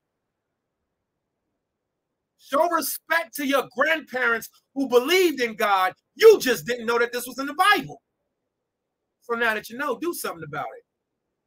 If I could, and if my laptop was, I would get the now you know thing. I would get that. But Yahweh's gonna bless me with a dope tool, because my brain be working faster than these things, man. These are the feasts of Yahweh, which ye shall, definitely shall do, which ye shall proclaim to be holy convocations. I'm telling your mama, I'm telling my mama, I'm telling your employer, I'm telling my contract employer, you know I ain't gonna be there, huh? Hey, Shalom, man. Hey, you know it's a Feast of Tabernacles, y'all coming. Hey, I won't be here on this day. I'll be here on these days in between, on the last day. Hey, man, we're gonna have this feast. You should come through, man. Bring your shofar. Oh, you're not coming? Shalom style. See, because I already know in my heart, you not accepting my invitation, you're turning down Yahweh's invitation. I don't care that you turn me down. I don't even care that you don't like me no more. That's a cold game. I'll stop. I care that you turn down my invitation from Shabbat, because you're not turning me down. He told me to invite you, and you're not coming because you don't like me. Shalom. The Most High said that we are to proclaim these to be holy convocations, and that we are to gather together. It's doing the opposite of what God said. If you're doing the opposite of what God said, you're doing the opposite of what Christ said. If you're doing the opposite of what Christ said, you're an antichrist. And you have been. You're an antichrist. So don't do the opposite of what Yahweh said to do. And if you're being an antichrist, just stop, my nigga. It's easy. It's easy. These are the feasts of Yahweh, which ye shall proclaim to be holy convocations. So proclaim, you say them, you profess them. To offer an offering made by fire unto Yahweh, a burnt offering and a meat offering, a sacrifice and drink offerings, everything upon his day. So why does it say everything upon his day? Because you know for Valentine's Day, you're going to see the color red. That's upon his day. You're going to see the symbol of the so-called heart, because it's not the symbol of the heart. The heart is shaped like a fist, which is I think it's the trifecta triangular shaped fist, right? It's like a triangle shaped fist with valves and chambers. It's not shaped like that cellophane seed. But we know when Valentine's Day comes, it's going to be certain things. It's going to be red. It's going to be that little bate boy. They call it Cupid. That ain't Cupid. That's a little sodomite. That's Chronos. You don't look up things, brother? You think that little love arrow, you think that's not Pan? Yeah, man. That's for animal sex and child molestation. A little naked baby. You think that's good? You think naked babies is good, my nigga? You nasty. No diddy. Pause. Pause. No diddy. So you see these things, you know that they're in their season. We can go through Snakesgiving, so-called Thanksgiving. You know what's in that season. You know what's in so-called St. Patrick's Day. You're going to start seeing green. Yahweh said in these seasons, he said, do these things for me. You can't tell me you love me. You ain't doing these things for me. I still, listen, I'm going to keep it 1200 all the way through and through. Once I started learning what love is, it broke my heart first. Once I seen 1 Corinthians chapter 13, damn, I don't know how to love. And I asked y'all to teach me how to love. It's been a beautiful, almost 20-year journey of having my heart broken. But the love that I have inside of me and the love that Yahweh has been teaching, giving me, oh, it's been totally worth it. So we have to love Yahweh and show him we love him by his anniversaries. I don't do all of these fake holidays. I don't, because I love my God. Now watch this. Leviticus chapter 23, verse 38. We're almost through this. And I want to salute you all because you have a lot of sunlight to go. It's the Sabbath day. You're in a safe place. Right now, you're hearing the Bible, the word of your people be read to you. At the end of this, you will be able to say, I rested on the Shabbat. You will be able to say, I kept the Sabbath day holy. At the end of this, you will be able to say, you will be able to say this, I didn't neglect my forefathers. See, you neglect your grandparents and your forefathers when you turn away from their ways. And once I found out this was our ways, I was like, no, I'm too real to be fake. I'm not doing that. I'm doing this. So the Most High tells us to offer everything upon their own day, on his day. Leviticus chapter 23, verse 38. Everybody, don't forget the holy convocations. You should be asking yourself, well, what is the next holy day? What is the next one we should be doing? Forget and drop and spit on America's holidays. Spit on them. Spit on their grave. Keep the Most High's holy days and live. What's gonna? You think when Yahweh come back, he gonna be like, "How was your Christmas? Did you have a good Thanksgiving?" You think Yahweh Shai gonna be like, "You know, I was there with you when you was cutting up that honey baked ham. I had such a good time watching you slurp down that chitlins. You know, I commanded you not. You know what? I was there with you the whole time." No, he gonna say, "Away from me! I never knew you, you doer of iniquity." So did we do those things? We did. We did. Did our grandparents not know? They didn't know. Some of them did. Some of them didn't. Some of them knew, yeah, the Lord said I ain't supposed to eat pork, but God damn it, I love my pig booty. Yeah. We have to get to the point to where we say, and listen, I don't want nobody to think I'm talking about you. We hear that every time we talk about pork. You know why? Because once you get pork out your system and once it gets out your soul and once you start hating it and you start telling other people to start hating it and get off of the drug, get off of the demon, they're going to say the same thing to you. They're going to do the same thing. They're going to laugh. They're going to smile. And they're going to say, yeah, but I love mine. And it's going to disgust you. Watch. Watch. Because I used to love ham and cheese. Help me. Water, spiritual water.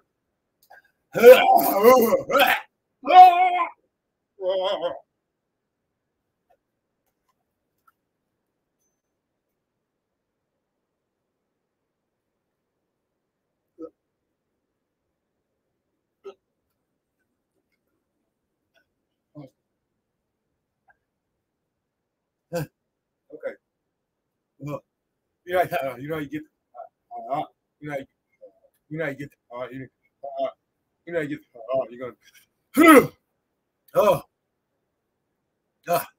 So yeah. So once you start telling, once you get out your system and you start to hate it, when you start telling other people stop it, hey, listen, you're gonna see them do and say the same thing, and that's how you know it's a spiritual thing. They always laugh first. They'll listen and then they'll say, "But I love my abomination."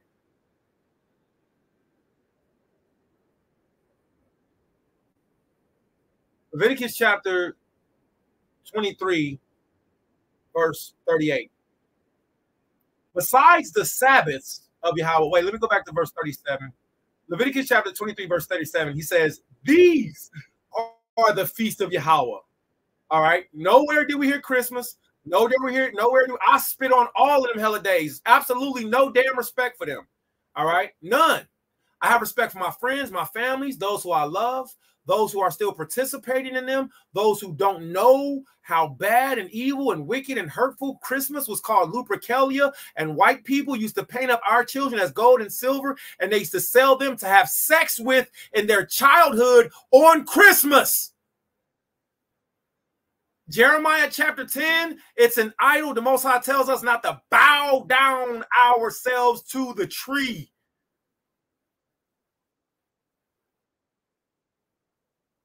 The Christmas, the Thanksgivings, the turkey on the table really did represent Hacha, the water Yahweh. My Amma, I love my mother. My mother Gadite through and through. I know my grandfather Jerry. His name is Masha. I knew him. Tall Gadite. And these Negroes that be bugging over there, like everybody black, you sound stupid. Jacob had Indian featured son and Negro featured son. My son Zacardia looks like an Indian.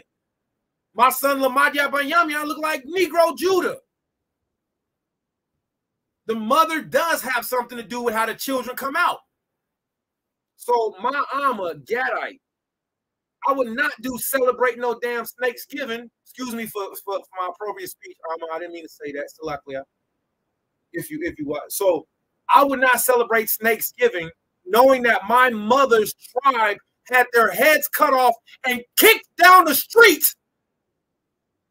And the king of the chief of the Wampanoag, Gadite North American Indians, him and his son's head was put on stakes outside of the white man's city for what, 20 years? The man's face rotted off. This is what the white man did to us, and then said, "Happy Thanksgiving, nigga." No, thank you.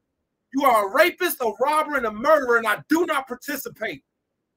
It's an offense how most of you Negroes got Indian in your family, but you sit down and the blood represents the cranberry sauce, the head represents the turkey, and you say, "Thank you, white man, for the genocide of my people." And you give all your money to this damn heathen to celebrate his holidays instead of celebrating Yahweh's days. And you come back with your cheesy face on smelling like swine. No, thank you. Yahweh told us what to do. So learn how terrible, when each holiday comes up, instead of participating in it, don't care about hurting your family's feelings. Care about saving their life. Care about telling your family the truth so much that I'm going to offend you so you don't drown in the lake of fire. I'm going to offend you so you can stop doing crack. Stop it. Get some help. How about I stop smoking crack first and then I help you stop smoking crack? All right. How about that? How about I get out of the drowning pool, which means I might have to leave you so I can get out, so I can reach back to help you get out. But don't participate with them. Leviticus chapter 23, verse 27. Let's read on. These are the feasts of Yahweh, which ye shall proclaim to be holy convocations, to offer an offering made by fire unto Yahweh, a burnt offering and a meat offering, a sacrifice and drink offerings, everything upon his day. Verse 38, Leviticus chapter 23. Besides the Sabbaths of Yahweh, you see how it says besides? So Yahweh saying, including, not just every Saturday that I told you to stop working, rest, keep holy, remember? Not just the new moons.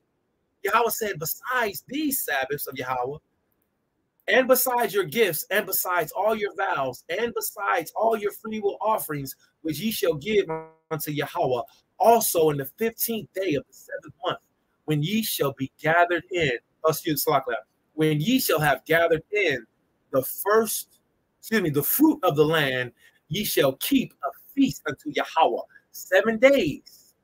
On the first day shall be a Sabbath, and on the 8th day shall be a Sabbath.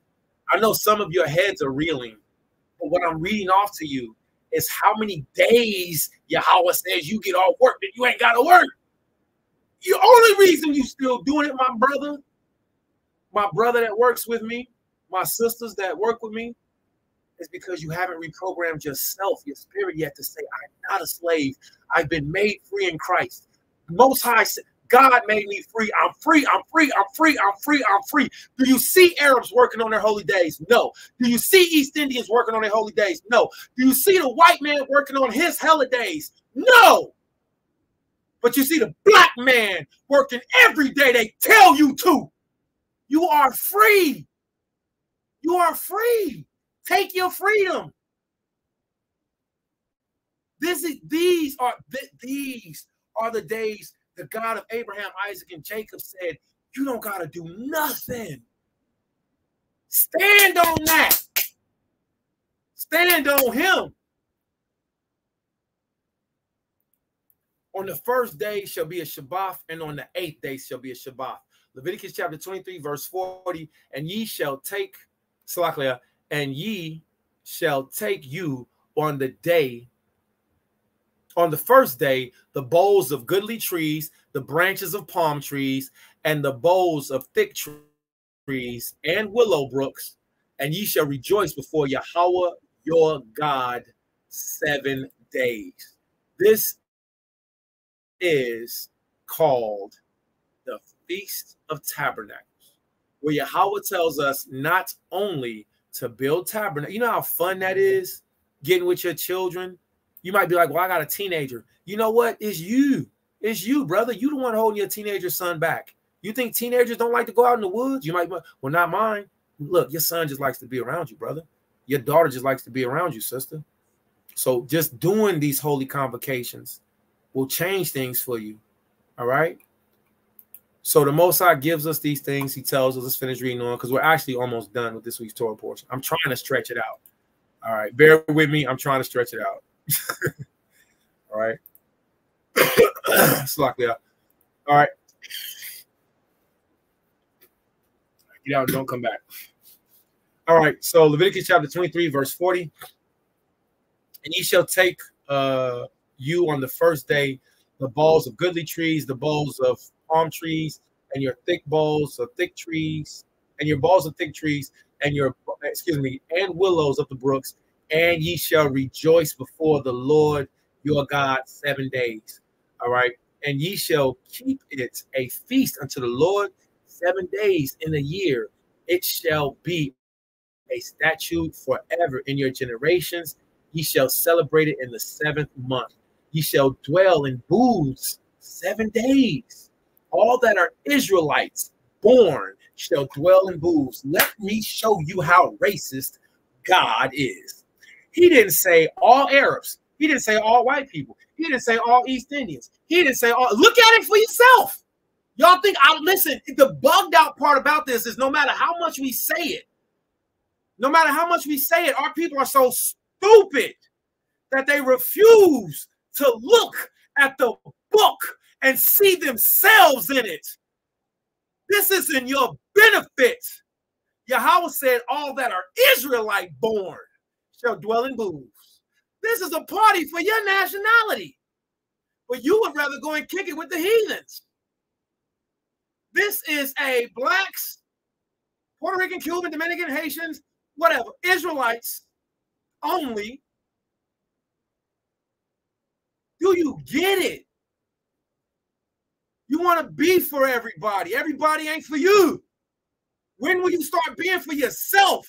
When will you start being for your own nation? When will you look out the window and be like, hey, you a beautiful sister, for no reason?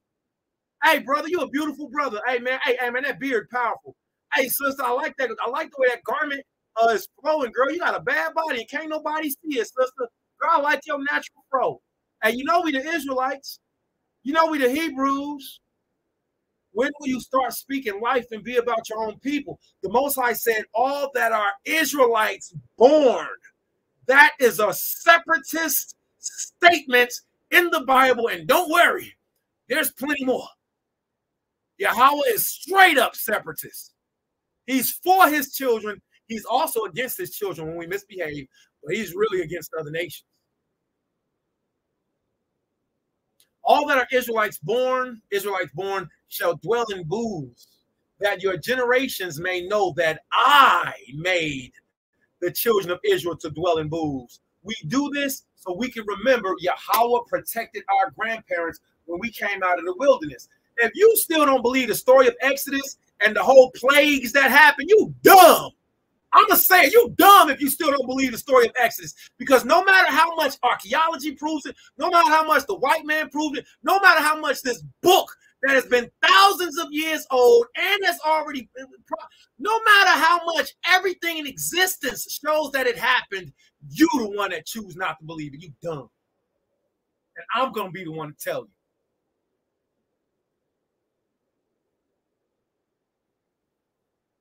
I make the children of Israel to dwell in protective covering that he just had branches. We was in the wilderness. We had food fall from the sky. He made water turn sweet from us for us. It was a huge rock that he made millions of gallons of water shoot through. And these things are right here on the earth right now. You can go and Google them. They're right here. And he protected us and gave us everything with so little. And then he brought us all the way through captivity. And now we're in America, and he's still protecting. We're in the Caribbean. We're in Haiti. We're in the interior of Africa. We're scattered throughout North, South, Central America. And he's still keeping us and protecting us with just a little bit that he gives. That's the point of the Feast of Tabernacles, to know that your God protects you with just a little bit. And you niggas is worried about not being able to do or have. You don't know that he protects us? That he give us so much more? All he asks is 10%. You know how much 10%? That's nothing. If I got $1, 10% of $1 is a dime. If I got $100, Yahweh said, just give me $1. Yahweh gave me $100. He said, just give me $1 back. You never learned the principle of tithing? Well, thank you, TORAH, Yahweh. We can learn it now. TORAH, Yahweh, my Abba, and my Amma taught me tithing.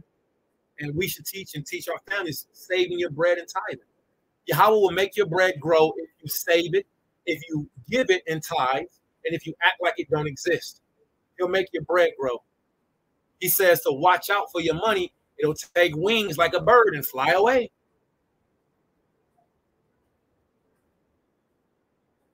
The point of saying this is to say this. Yahweh took care of us with so little. He tells us, 7 days, come and kick it with me. Come and visit me. 7 days. He said the first day, I wanted to be a party and everybody get together. And he says for the 5 days in between, y'all just kick it amongst yourselves, dwell in booths, teach the children about me. And he says on the last day, excuse me, what is 7 days, 6 days? So he says on the last day, on the 8th day, come together again for a big party for me. Niggas is dumb, and I gotta say it. And I hope that hurt your feelings. I don't care. I done had so much said about me. I am not who you thought I was no more. Niggas is dumb because they refuse to come together and worship God together. So God will come down and help us. The Most High said, Leviticus chapter 23, verse 43, that your generations may know that I have made you to dwell in booths. So this isn't about us. This is about our children. You see how you got to learn how to read in between the lines? He said that your generations may know. So it ain't even about you, you bum. You bum. It ain't even about you. It's about your children, that they may know that Yahweh made the children of Israel to dwell in booths. And I hope it hurt your feelings enough for you to fix it and do better. And if it don't, I don't care. You have no idea the things that Yahweh's allowed me to go through. Well, that was him. This guy, nah. I'm going to teach the way Yahweh gives me to speak. When Yahweh brought, he says, when I brought them out of the land of Egypt, when he brought us out of the land of Egypt, he told us to remember what he did for us and to tell it to your children. And if you don't want to do that, I want to. I want to tell my daughters and my sons. I want to lay in the tabernacles and tents with them and be like, yeah, Yahweh delivered our grandparents. Don't y'all know right now they're not teaching slavery in school? They're teaching the African-American migration. They say never forget 9/11, but they say forget slavery. If you forget slavery, you're going to forget your biblical history. If you forget your biblical history, you're going to forget your God. If you forget your God, you're going to not only continue to be destroyed, but you will not make it to your salvation. We can't forget. We must remember. We must return. Deuteronomy chapter 23, verse 44. And Mashah declared unto the children of Israel the feast of Yahweh. Repeat after me.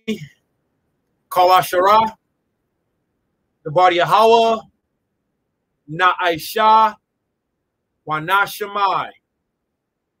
All that Yahweh has said, will we do and hear. Excellent. So now for the first times in your lives, you may have said what your grandparents previously said. Whenever we finish reading the Torah, the law, the instructions of the God of Abraham, Isaac, and Jacob, and while you're reading it, you should hear or think of something different. You should. It's a law. It's a living law that cuts and it heals you. Our grandparents used to say, all that Yahweh has said, we will do and hear. See, Kol Asherah, the body Yahweh, Na'aisha, Wa Nashemai. All that Yahweh said, we will do and hear.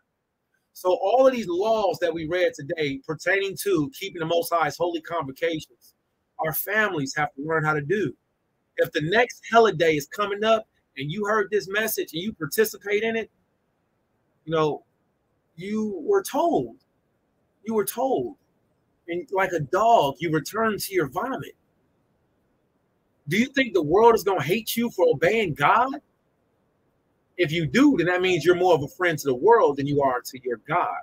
And I want to be more of a friend to Yahweh, my God, than I am to the world. I've been chewed up and spit out by the world and by my nationality. Elders, ribs. So, Yahweh has made me so fire. I'm super fire. And Yahweh make you super fire. But dependent on him, but waiting on him and see what he do for you. Leviticus chapter 23, verse 1 through verse 44 are the feasts of the Lord, are the holy convocations. If you ever get lost and you don't know what to do, or you don't know what to research, and you're not sure, you're not sure what to do on the holy days, you literally can Google Leviticus chapter 23. You can call me and you can ask me. All right. Let me show you all something real quick before we go to our last part of the Torah portion reading. All right. I'm going to push pause on this. All right. Man, that motorcycle, that bike sound good. That bike sound, somebody just started their bike, boy. All right. Remember the Shabbat day and keep it holy. Let me get back to this.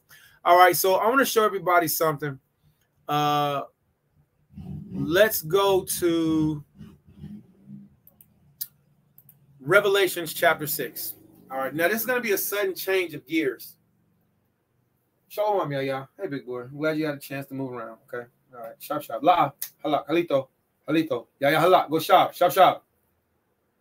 Khan, swab, goodbye. All right. Yeah, you don't come in the library. It's not for you, Prince. Khan. You got out there, you got over there. Don't come to Abba's Shabium, don't come to Abba's room, and don't go in the library, Khan. And don't sit on the couch. TORAH.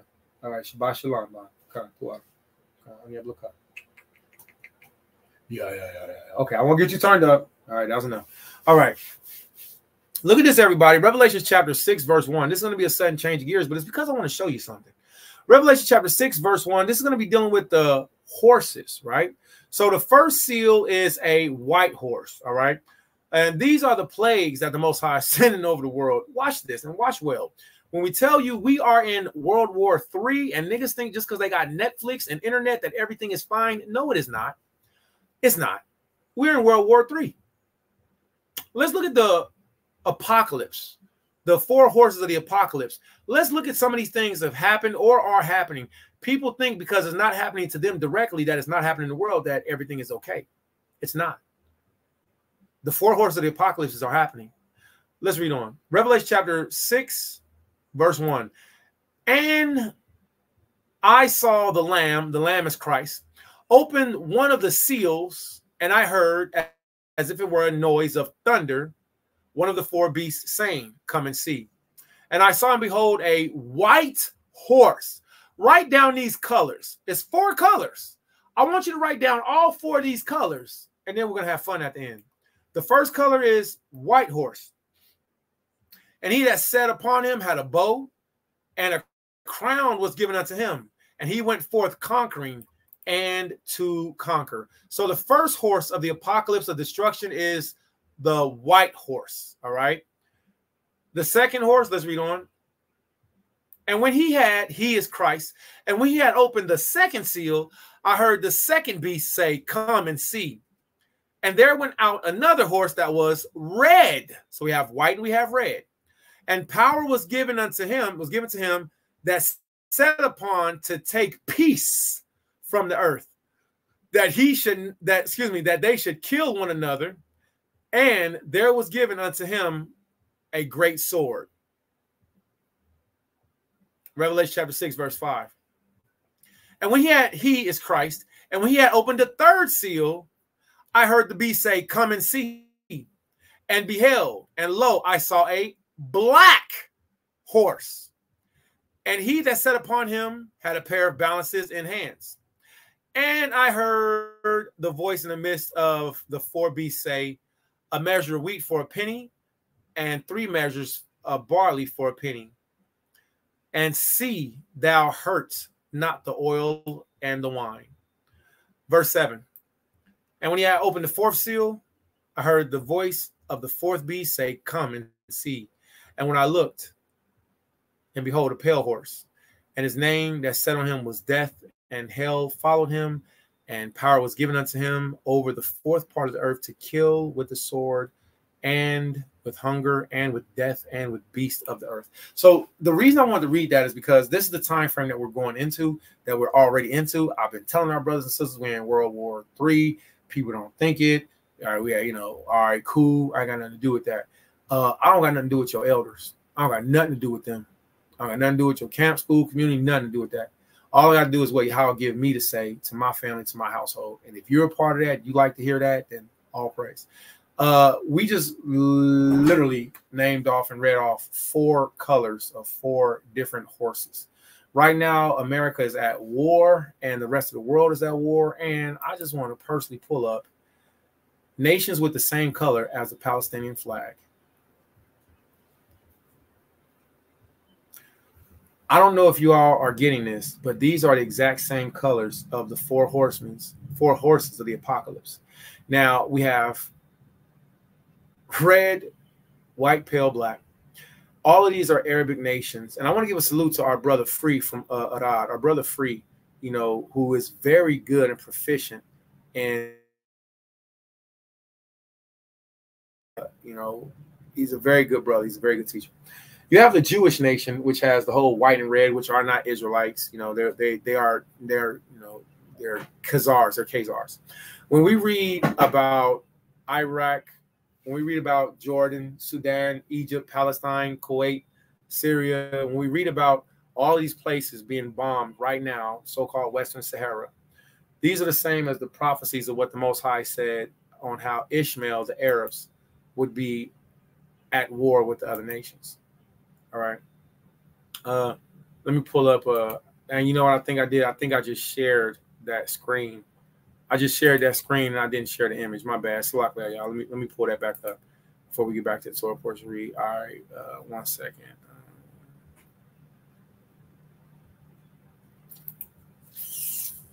Here we go. All right. So here we go. Yeah. You better get it together, boys. It's Shabbat.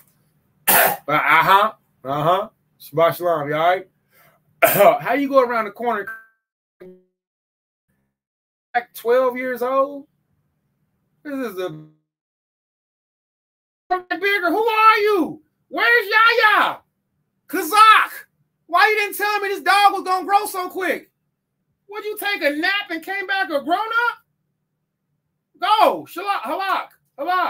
Shalom. Come back a toddler. This dude literally came around the corner, coughed 2 times, and was bigger, like a mogwai. What are you, Kazakh? You don't give these dogs water after a certain hour? You got to teach us how to work these dogs, because this dude literally came around the corner 2 sizes bigger than when he left before he coughed. It's like he coughed and expanded. That is crazy. So now we're on the screen share real quick. Yeah, shop. It's the Shabbat Shalom. Yeah, don't come in the library.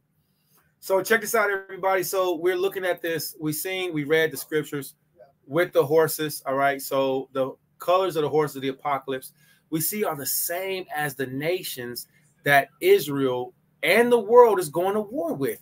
How can you make this stuff up? Why is it that right now you can play any video? And I'm praying now, Yahweh, I know Yahweh is going to give me I'm going to speak those things into existence. All right, I'm going to call my brother Imnam. I'm going to have a studio set up and a proper teaching tool that won't jam up. But you can Google any of these nations, Iraq, Egypt, Sudan, Syria, Yemen, Kuwait, all of these places that the Jewish people are bombing are the exact same colors of the 4 horses of the apocalypse from Revelations chapter 6. I tell you, not a coincidence. I say not a coincidence. I say not a coincidence. All right. So let's get back to this. All right. Let's get back to the Torah portion reading. We only have a little bit more to go. The prophet portion is very short. Okay. So the prophet portion is very short. So we're gonna finish up the law portion. All right. So if anybody enjoyed yourselves, if you learned something, no matter if you're watching on Facebook, if you're watching on YouTube, if you do something, put a 7 in the room. All right. Make sure y'all share this out. As y'all see, I'm just a low man on a totem pole. And here's a secret. Let me tell y'all a secret. A lot of these people, they be buying their viewers and their subscribers. I can pay, not on Shabbat, you can pay a certain amount of money to have viewers and subscribers, which will take you into the thousands. I've always decided just to be honest and let people honestly meet me. And if they honestly see my Facebook or my YouTubes, then they can join in. I have never purchased subscribers or viewers ever. I've never purchased friends, subscribers, or viewers ever. I've been accused of it, but I've never done it. So all of our interactions are people that I've sincerely met or that I've been connected with, or something like that, that know the mode of talk that I talk. And if you like this, share it out with others so they can hear it. All right. If you're a truck driver, you should listen to me. Y'all be on the road all day. If you're a truck driver in the truth, all right, you should probably listen to me. All right. So so let's get back to this real quick. This week's Torah portion, we're going to finish off with Leviticus chapter 24, and we're going to go to verse 23. All right, so let's get it started with the Torah portion teaching.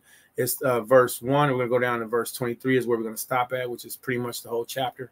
All right. So it's a small thing to giants, and you all are giants. You all, más fuerte. You're very strong people. Más fuerte. Come on, hallelujah. All right, let's keep going.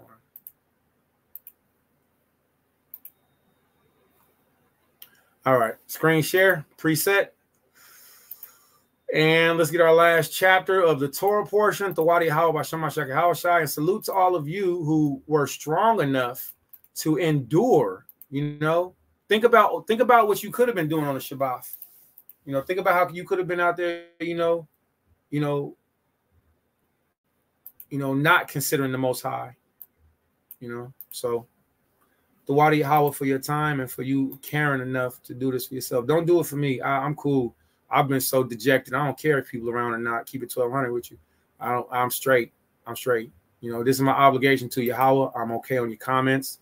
It'll probably make me shut down and go away. So please do not, I'm cool. All right. What I want to see is people be obedient, do and grow. All right. All of the other stuff, all that matters is who will do. So let's start our screen share. StreamYard, Leviticus chapter 24, verse 1. Waya Amar al Mashah Debardium, and Yahweh spake unto Moses, saying, remember, this week's Torah portion is called And He Said. See? So this is the website that you can go to. It's very easy, super easy, barely inconvenience. If you don't want to listen to me, you don't have to. I don't want you to. You can go and get this all. This is all for you. It's free. All right. If I'm bothered, if you're a person that's bothered by me, by anything that's to do with me, Shalom is thou. Here you can go get it for yourself. The food's on the table. Everything's been prepared. Booyah. Here's the website. Okay. So this is the website that you can click onto to where you'll go and get this. All right. Please don't wait on me. Go and get it for yourselves. All right. So I'm gonna leave this. This click right here. All right. All right. And this is the website. It's called First Fruits of Zion. Right. First Fruits of Zion. All right. You can go to this weekly Torah portion right here. You can do it yourself. All right. Teachers should want their students to know. And I really just want you to get it. So this week's Torah portion, you see how I set up? It shows you this week. And then look, even next to it, it shows you next week's. See? You see how easy that is? Now, this information is also found in certain books and scrolls. Our family does own those books. We do own those scrolls, those books. So we can look them up in books. We can look them up online. You can look them up online, or you can get the books to order them. All right. So this week's Torah portion is Leviticus chapter 21 through 24. All right. So we're going to stop at verse 23. After that, we're going to go to the prophet portion, which is very short. It's only 15 through 31. All right. And then we're going to go to the gospel portion, which is very short. The gospel portion is sad for me because it's when Yahushua was betrayed. And, you know, he did it, man. I so regret, you know, a lot of things, you know, but I don't regret, you know, this walk. So let's get back to it. All right. So Leviticus chapter 24. All right, verse 1. Let's get it.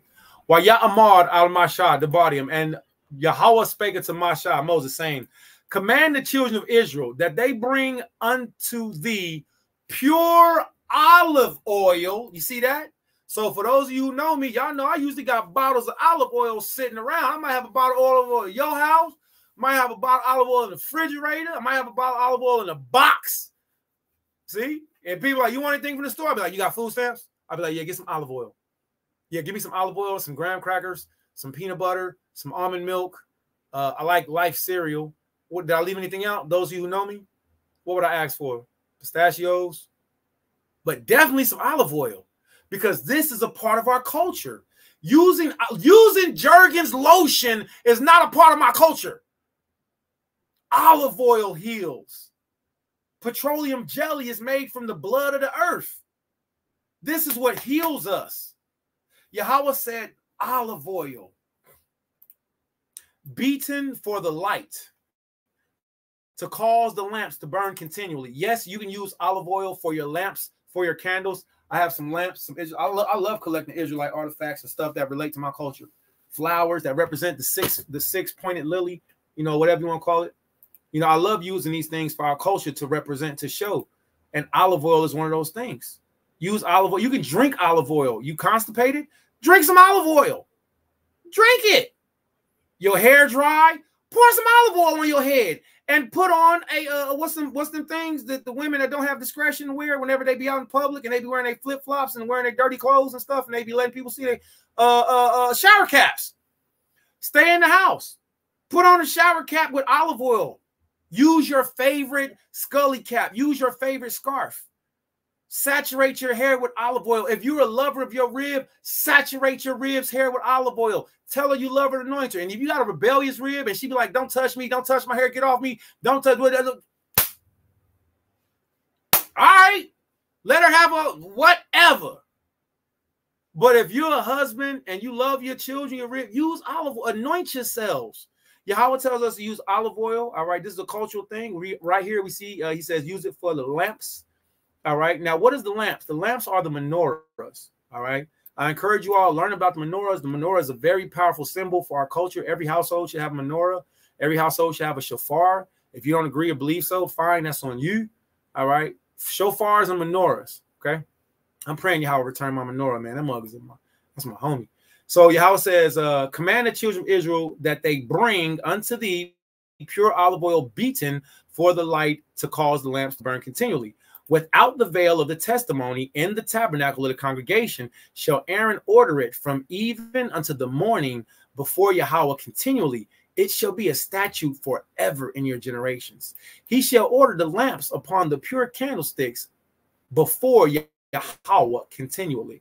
And thou shalt take fine flour and bake what? 12 cakes thereof. You see this? It ain't talking about 12 cakes of your mama sock it to me upside down Cujo chitlin pie.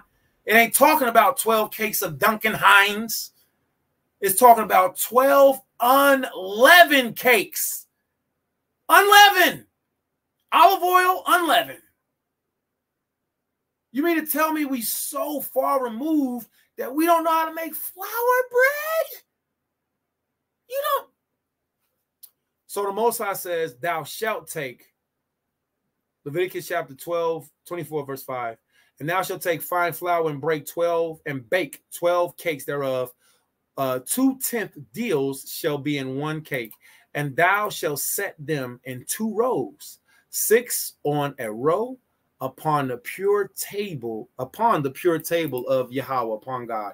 So we have what's called the showbread table, and it'd be 2 rows. All right, 6 over here, 6 over here. That equates to 12. And these 12 unleavened cakes will be made with frankincense to give reverence to Yahweh. All right, verse 7. And thou shalt put pure frankincense upon each row, that it may be on the bread of a memorial, even an offering made by fire unto Yahweh. You see that? So Yahweh said, put frankincense. Did y'all remember that? All right. Yahweh said, put frankincense on the unleavened bread. Wow. All right. That it may be a memorial, even an offering made by fire unto Yahweh. Every Shabbat, he shall set it in order before Yahweh continually, being taken from the children of Israel by an everlasting covenant. All right. It shall be Aaron's and his sons, and they shall eat it in the holy place, for it is most holy unto him of the offerings of Yahweh made by fire for a perpetual statute. And all right, Leviticus chapter 24, verse 10. Now we're going to see the subject change a bit. I want everybody to pay very close attention, because right now Israelites are very blasphemous. We are a blaspheming nation. Yahweh told us that if we blaspheme, the penalty for blasphemy is death. And, you know, somebody might say, well, you know, I've been doing this all this time and I ain't dead yet. All right, well, you know, just keep living. All right. But the Most High teaches us about blasphemy. Blasphemy to him is very important. That's like if somebody be like, hey, man, you a sucker duck. Hey, man, you a square. You a L7. They just come up to you talking crazy to you and calling you names. And every time they talk about you, or sometimes they cool with you. But in the times when they want to refer to you in a negative light and then be like, oh, I wasn't saying it like that. It don't matter. Don't say it at all. The Most High told us, Salakla, please forgive me. The Most having man issues. The Most High tells us, Leviticus chapter 24. He tells us don't swear at all. And I'm one of them brothers. I'll be like, yo, man, don't swear on your soul. Yo, man, don't swear on your hood. Yo, man, don't swear on your blood. I don't care. Hey, man, don't put that on the Most High. Man, don't swear on God. Man. Don't put that on. That crap just recently came up within the last. I watched it. I literally watched it. I watched it over a progression of time where Negroes started to say, oh my. Because before then, we used to say something different. And for all of you that's older, y'all, it ain't nothing new under the sun. It's a progression of things that keep happening over and over. You either in the loop or you out of the loop. If you in the loop, you doing it like everybody else. If you out of the loop, you standing back, you could be like, oh, word. Okay, everybody's just doing that. So let's see the example of seeing on my, all right, on bruh, on my soul. Let's see what happened on my, all right. Leviticus chapter 24. There's nothing new under the sun. And watch this, y'all. I didn't make this up. I didn't pick this week's Torah portion.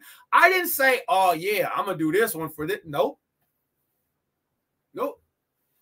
On bruh, I ain't picked this one. On my soul, I ain't picked this one. Forgive me, y'all. I ain't swearing on nothing. Look at this. And the son of an Israelite is woman whose father was an Egyptian. So this means he was a Hamite. So this means an Israelite woman had sex with a Hamite man, and they produced an Israelite-ish person. If your father is an Edomite or is a Hamite, is another nation, but your mother is, my mom's black, but my dad's white. You white. Well, you know, my mom's black, but my dad, you know, they're actually, you know, they're from Kentucky. Oh, they from Kentucky, white Kentucky, black Kentucky. Well, they're from the racist side, you know. But I've been in the hood my whole life. You white boy, you what your daddy is. Stop playing with me. So in this example, an African man had sex with an Israelite woman, like Yahweh told us don't do. And they produced a child that disrespected Yahweh. Ooh, why you do that? Leviticus chapter 24, verse 10. And the son of an Israelite is woman whose father was an Egyptian. went out among the children of Israel, and the son of the Israelitish woman and a man of Israel strove together. You see that? You see the difference? The son of the Israelitish woman and a man of Israel strove together. So he was from our nationality.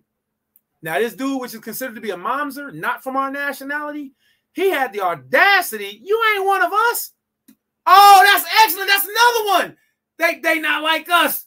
That's enough. There's a they not like us scripture. They not like us. There's a they not like us. So this Israelitish man, and that's what this thing with Drake is. He's Israelite-ish. You got to be both, boy, blood in, blood. I'm the Most High is giving me inspiration. I'm gonna stay in my lane. They not like. I was getting it the other night. I was like, yo, I gotta speak on that. I'm starting. They not like us. Yeah, they not like us. Shalom. I know why some of y'all act like that, because you really are a mamzer. That's why you act like a heathen and an Edomite, because you really are at heart. Now it makes sense, brother. Now it makes sense. You really are Ethiopian. That's why you don't like me. Makes sense. That's why you sold us off in the slave. That's why you sold your brother off. You really are Ethiopian. You really are a Hamite. You really are East Indian. You really are Arab. Your spirit testifies it. This Israelite-ish woman's son got into a real bang with a Hebrew, with a real Israelite, full blood, and he blasphemed the name of Yahweh. First of all, one, you shouldn't be fighting with an Israelite. That ain't going to turn out well for you. Then second, let's see what happened. Leviticus chapter 24, verse 11. And the Israelitish woman's son blasphemed the name of Yahweh and cursed. And they brought him unto Moses. So this means everybody grabbed him up. The fight stopped. He was probably getting dog walked too. Bip, bop, bop. And he said something he shouldn't have said in the middle of that fight. And he said something against Yahweh in the middle of that fight. And hold up. Hold on. What'd you say? Y'all hear this heathen? Y'all hear what he said? Everybody grabbed him up. And the Israelitish woman's son blasphemed the name of Yahweh and cursed. And they brought him unto Mashah. They brought him unto Moses. And his mother's name was Shelomith, the daughter of Debri, of the tribe of Dan. And watch what we did as a nation. And they put him in ward. You know what in ward is? In ward means in jail. This is the Bible, though. Yeah, because in our community, in our nationality, before the white man came along and did they prisons and jails and all that stuff, they got that system from us. We would put you in ward, which means in holding, until we found out what the elders, what Mashah said about you. And then whatever they said about you, that's what the judgment was. Exile, nigga, 2 years. Cut off. Bye. That's your judgment. Did y'all ask Moses? Did y'all see what he said? So this man was put in ward. He was put in holding. And let's see what happened when he was put in holding. And they put him in ward that what? That the mind of Yahweh may be showed them. So we went to go and treat Yahweh. They went to go and treat Yahweh. And Yahweh spake unto Mashah. See, this week's Torah portion. Wa Ya'amar al Mashah. This is everywhere. And Yahweh spake unto Moses, saying, and Yahweh spoke to Moses, saying, what did Yahweh say? Bring him forth that has cursed without the camp, and let all that heard him. You see that? Stop that. I don't want to hear that. Heaven and earth don't want to hear that. Brother, let's see what Yahweh said. Let all that heard him lay their hands upon his head, and let all the congregation stone him, that thou shalt speak unto the children of Israel, saying, whosoever curseth his God shall bear his sin. And he that blasphemeth the name of Yahweh, he shall surely be put to death. And all the congregation shall certainly stone him, as well as the stranger, as well as he that is born in the land, when he blasphemeth the name of Yahweh, shall be put to death. Now let's break that down real quick. The Most High said, I don't care who it is. The Most High said, I don't care if they African, if they East Indian, if they European, I don't care who it is. Yahweh said there's one law for the Jew, one law for the Gentile. He said, anybody that blasphemes my name, Yahweh said, kill him. He said, kill him. He said, kill him. Yeah, see, you dealing with the wrong God. The scripture says that the Lord is a man of war. He's not a cute, fluffy man coming out the sky with a six-pack and a white dude riding on a unicorn, handing out Skittles with a rainbow coming out of his, coming off his socks. That ain't happening. It's going to be a terrifying black man with red eyes, woolly white beard, and everywhere he turns his countenance, his face to see, the whole earth is going to tremble and destruction is going to come. That's what's happening. That's what's coming. So the Most High says, any nation, anybody that blaspheme my names, Yahweh said, you shall certainly what? Stone him. What's a modern day stone? A bullet. A bullet is a hot rock traveling very fast. And I might not be able to throw a rock as quick as a bullet, but I ain't going to stunt. My pitching arm ain't no joke. So Yahweh's mercy and his grace, it saves us from being put to death. So if I know better, just how about I stop swearing? Because I was a swearer. I swear on anything. Then once I was like, hold on, wait a minute. Wait, man. Some stuff is just catchphrases. But don't let your children get caught up in catchphrases, because the world will teach your children how to sin and how to be like them instead of standing up for themselves and be like, no, I don't talk like that. Instead of standing up for themselves and be like, no, I ain't swearing. My yes is yes. My no is no. And walk off. I ain't got to argue with nobody and be like, on this, on this. You sound goofy to me because you can't make nothing happen. Don't swear nothing to me. Because what if you can't swear nothing to me? Not even as a catchphrase. And I tell grown men who are very, who are very intimidating and threatening, all the way down to little bitty dainty sisters. I tell everybody, yo, stop swearing. And I say it because I love them, because I've read these things. And whether they receive what I'm saying, or whether they don't receive what I'm saying, I don't want their blood on my hands. Yahweh says what? I don't want their blood on their own hands. Yahweh says, Leviticus chapter 24, verse 16. I'm getting ready to eat too. My body is starting to tell me that it wants food. So I think I'm getting done. Leviticus chapter 24, verse 16. And he that blaspheme the name of Yahweh, he shall surely be put to death, and all the congregation shall surely stone him, as well as the stranger. See that? So that whether it's a Gentile, as well as he that is born in the land. So you don't get a pass just because you're a Hebrew. You get it too. When he blasphemed the name of Yahweh, shall be put to death. Leviticus chapter 24, verse 17. And he that killeth any man shall surely be put to death. I am so sorry for anyone who's ever went through the event of murdering someone. Killing and murdering is a difference. If you have murdered someone, you are going to have to answer for that. That's scary for me to think about from my own judgment, because I'm going to have to answer for the deaths that I caused too. So just keep that in mind. And if you have taken a life, don't do it no more, because we're going to visually, physically see those who we've hurt. If you're a woman and you've committed abortion, and I don't mind speaking against it because it's disgusting and it's wicked, you're a murderer. You've murdered your own seed. Flat out. And for you men that have helped and participated in it, you assisted in the abortions. The reality of it is, Yahweh said we got to answer for it. So don't do it no more. Feel bad about it. And on the Day of Atonement, and isn't it kind of weird? I hear people's like, they have abortions. They be like seeing shadows of kids running around the room, or they be hearing babies crying or bones crunching and stuff. Like, all of that stuff is true. People that have committed murders, like they still see the people that they murder and stuff. That stuff's true. These are spirits we're dealing with. So don't do it no more.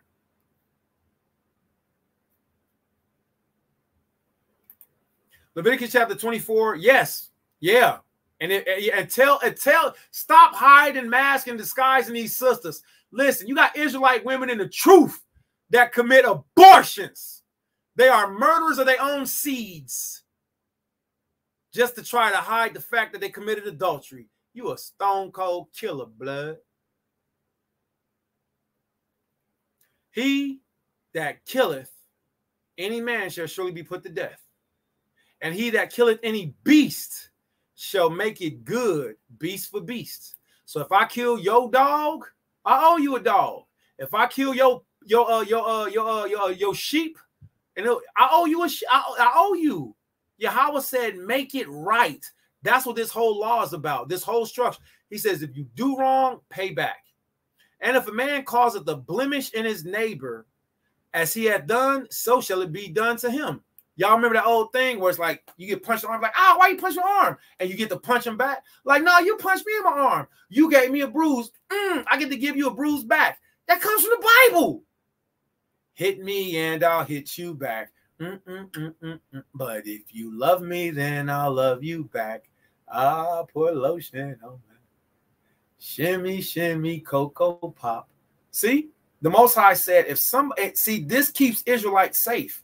You don't want to lose an eye, so you don't pluck out your brother's eye. You don't. If I know I can knock out a man or a woman's tooth, or if I can put a man or a woman to sleep by hitting them or by choking them, well, guess what? So that same judgment is and will come upon me. If you are a striker, you will be striked.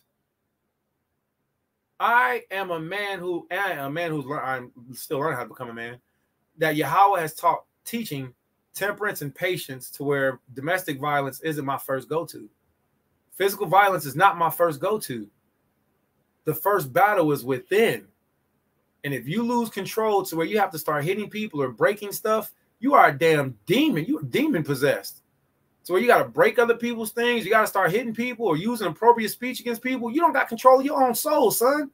You pretty whack to me. Because it takes a lot of time, a lot of practice, and a lot of heartbreak to learn how to control yourself. So don't hurt another Israelite. This law goes deeper than what you think. Leviticus chapter 24, verse 19. If a man causes a blemish in his neighbor, such as a bruise, he that have done it shall have it done unto him. Breach for a breach, eye for an eye, tooth for a tooth. As he hath caused the blemish in the man, so it shall be done unto him again. So this is a condition that was out of my hands, because now I've taken this brother or this sister. This sister hit me in the head with something hard, and she hurt my head, and I could have killed her. So I also could have went to the Levite and be like, yo, priest, yo, look what this woman did. She hit me in my head with something hard. And he look at my head, he's like, yo, you bleeding. Like, yeah, I'm bleeding. This woman did it. Okay, come here, sister. Bah! Yo, don't do that. You're not supposed to make your husband bleed. You're not supposed to make another man bleed. Eye for an eye, tooth for a tooth. That don't sound right to y'all? That sounds wrong to y'all? It sounds wrong to me that women hit men. I believe anybody should have a righteous judgment. So the Most High said, breach for breach, eye for eye, tooth for tooth. He that has caused a blemish in the man, so shall it be done to him again. Verse 20. I'm so sad. This is almost over. Leviticus chapter 24, verse 22. Ye shall have one manner of law, as well for the stranger, as well for one of your own country. He says, for I am Yahweh, your God. This law also protected the Gentiles from getting beaten to death. All right. This law also protected us from when we had servants, from if we, beat them and we made them lose an eyeball, then they were actually allowed to go free for their eyeball's sake. Or if we beat one of our Gentiles and they lost a tooth, they were allowed to go free for their tooth's sake. All right. So the scripture says that an evil servant shall be beaten and left with a blue mark. Okay. I believe that's Sirach chapter 23 or 24. So there is a such thing as chastisement, as corporal punishment, as spankings, as whoopings. All right. There is a such thing as that. That's not unreal. but we weren't allowed to beat a person so bad to where, you know, that you knocked out an eye or you knocked out a tooth. You know, a good spanking will usually help correct the situation, hopefully. All right. So the Most High puts his stamp on it. He says, you should have one manner of law as well for the stranger, as well for your own country. For I am Yahweh, your God. And Moses, Mashah, spake to the children of Israel that they should bring forth him that cursed out of the camp. So now, Mashah, Moses says, bring him forward that has blasphemed the name of Yahweh. Now you got all these Negroes in front of you. Now let's see what happened. And stone him with stones. But look, it was outside the camp. So we took him outside the city. So he had to take that long walk. Because we ain't going to spill your blood in the city. We're going to spill your blood outside the city, blood. And stone him with stones. And the children of Israel did as Yahweh commanded. All right, repeat after me. Kal Asherah, the body Yahweh, Na Aisha, Wa Na Shemai. All that Yahweh has said will we do and hear. All praise the God of Abraham, Isaac, and Jacob, the Wadi Yahweh. Give it up to yourselves or for yourselves for completing the reading of this week's Torah portion. You did excellent. You made it through an entire 4 or 5 chapters of reading the Torah. Have you ever done that in your life? You probably have, because you're an excellent reader. So I'm not saying that you can or you haven't. All right. I'm just saying congratulations to you, friends and families, for making it through a Torah portion reading. I'm talking to myself too. Okay. So this is our last part of the Torah portion reading, which is the prophecy portion. The prophecy portion is going to give us a what Yahweh said. We didn't do right. So we just read all of the laws and all of the judgments that, yeah, man, it's so funny. I'm losing weight so much that my belly button, like I can feel my belly button getting tight. That's really cool. Like, oh, your belly button's tight? Yeah, my belly button. Okay. Okay, had to tighten my belly button exercise. Okay, so what we're about to read now in Ezekiel chapter 44 is, remember everything that we read ahead of time in the law, all those things Yahweh told us to do. Now watch this. Now we're going to read how those Levites didn't do none of that stuff. They did, and they did good for a little bit, but then the Levites, the so-called Haitians, started to do wickedness, and the more they did wicked, now imagine this. You got the kings and you got the priests teaching the people to do wicked. Everybody gonna go screwy. Everything gonna go screw. So that's what happened. So let's read Ezekiel chapter 44, verse 22, and it's very short. We're almost done with our week's Torah portion reading. I apologize. We're gonna start at verse 15. We're almost done with our this week's Torah portion reading. All right, so give it up for yourselves once again for making it through the law. Hallelujah. All right. So Exodus chapter 44. Let's start at verse 15. But the priests, the Levites, the sons of Zadok, that kept the charge of my sanctuary when the children of Israel went astray from me, they shall come near to me to minister unto me, and they shall stand before me to offer unto me the fat and the blood, saith Yahweh. So in the future, right, they shall enter into my sanctuary, and they shall come near to my table to minister unto me, and they shall keep my charge. And it shall come to pass that when they enter it in the gates, in the inner court, it shall be this. Now, remember, we're still talking and reading about the Levites. This whole week's Torah portion has been the instructions that the Most High has given us, but he told these instructions to the so-called Levites, which I subscribe to. The Levites are the Haitians, all right? The same people who are right now doing wicked voodoo used to do righteous sacrifices, and that's why they're so messed up right now. So all you got to do is look up revolt in Haiti right now and look at what they're going through. The Most High is sending the sword through there. He's sending the sword through there for their disobedience, all right? And that sword is soon to come here. And in that day, I wish that my family would have gathered like I told them to. And in that day, we would have been stronger, had more resources, barricade, like all that stuff. So what? And in that day, all right, when everybody is finally seeing the destruction that's coming, the stuff that's on the news is going to be the smell of death and gun smoke in the air, just like it is in other countries. Some people are going to call on others, some won't. But some people, you know, it's so sad because it's going to be regrets that's going to be at the last minute. All right. I don't know why I'm getting a bunch of messages right now. Let's finish this up. Ezekiel chapter 44, verse 16. They shall enter into my sanctuary, and they shall come near to my table to minister unto me. They shall keep my charge. And it shall come to pass that when they enter in at the gates of the inner court, they shall be clothed in linen garments, and no wool shall come upon them, whilst they minister in the gates of the inner court and within. Now, let me make this very clear. A lot of Israelites believe that we're supposed to only wear linen only. That is not true. The Most High said the Levites are supposed to wear linen only.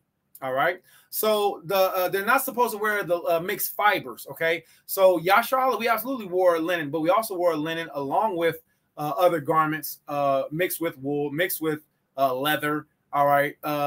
Because we specifically didn't have the charge that the Levites wore. So it was okay for us to wear it. The Levites had to not wear certain garments and to have to wear certain garments because they weren't allowed to be sloppy and they weren't allowed to sweat all over the Most High sacrifices. So there's a brother that I want to speak to about that. He believes that we shouldn't wear mixed fibers and we shouldn't dress like Power Rangers and all this other stuff.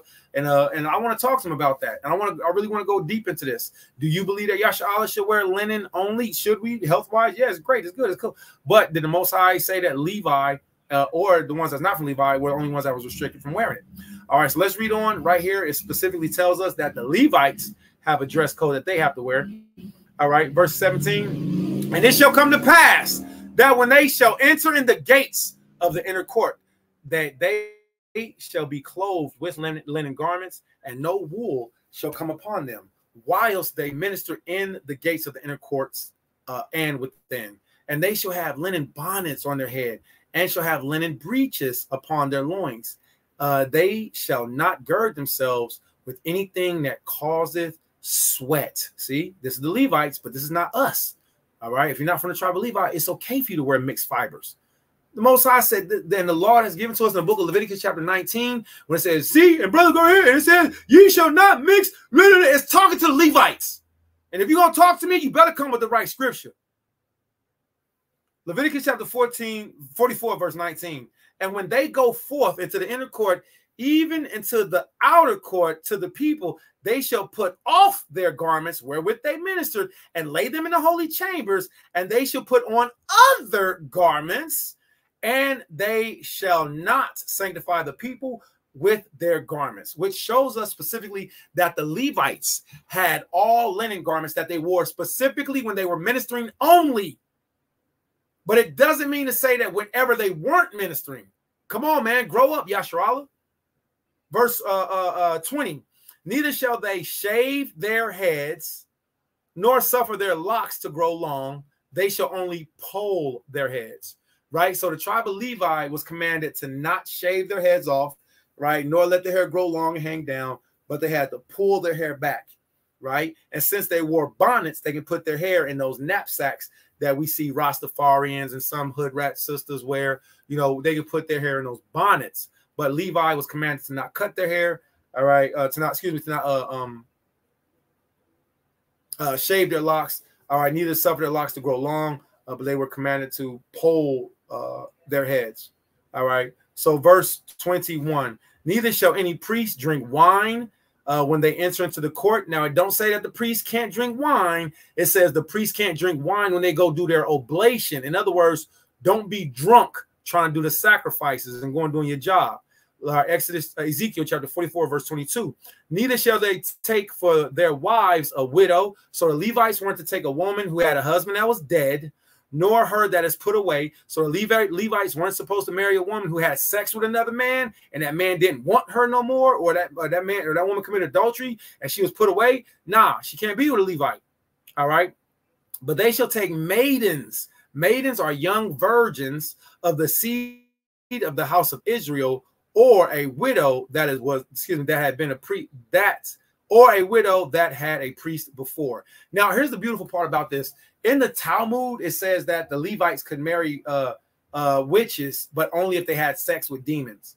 All right, so, you know, I get you a Talmud. That book is a trip. All right. Let's read on. All right. Chapter 23, verse 23. Ezekiel 44, verse 23. And they shall teach my people the difference between what?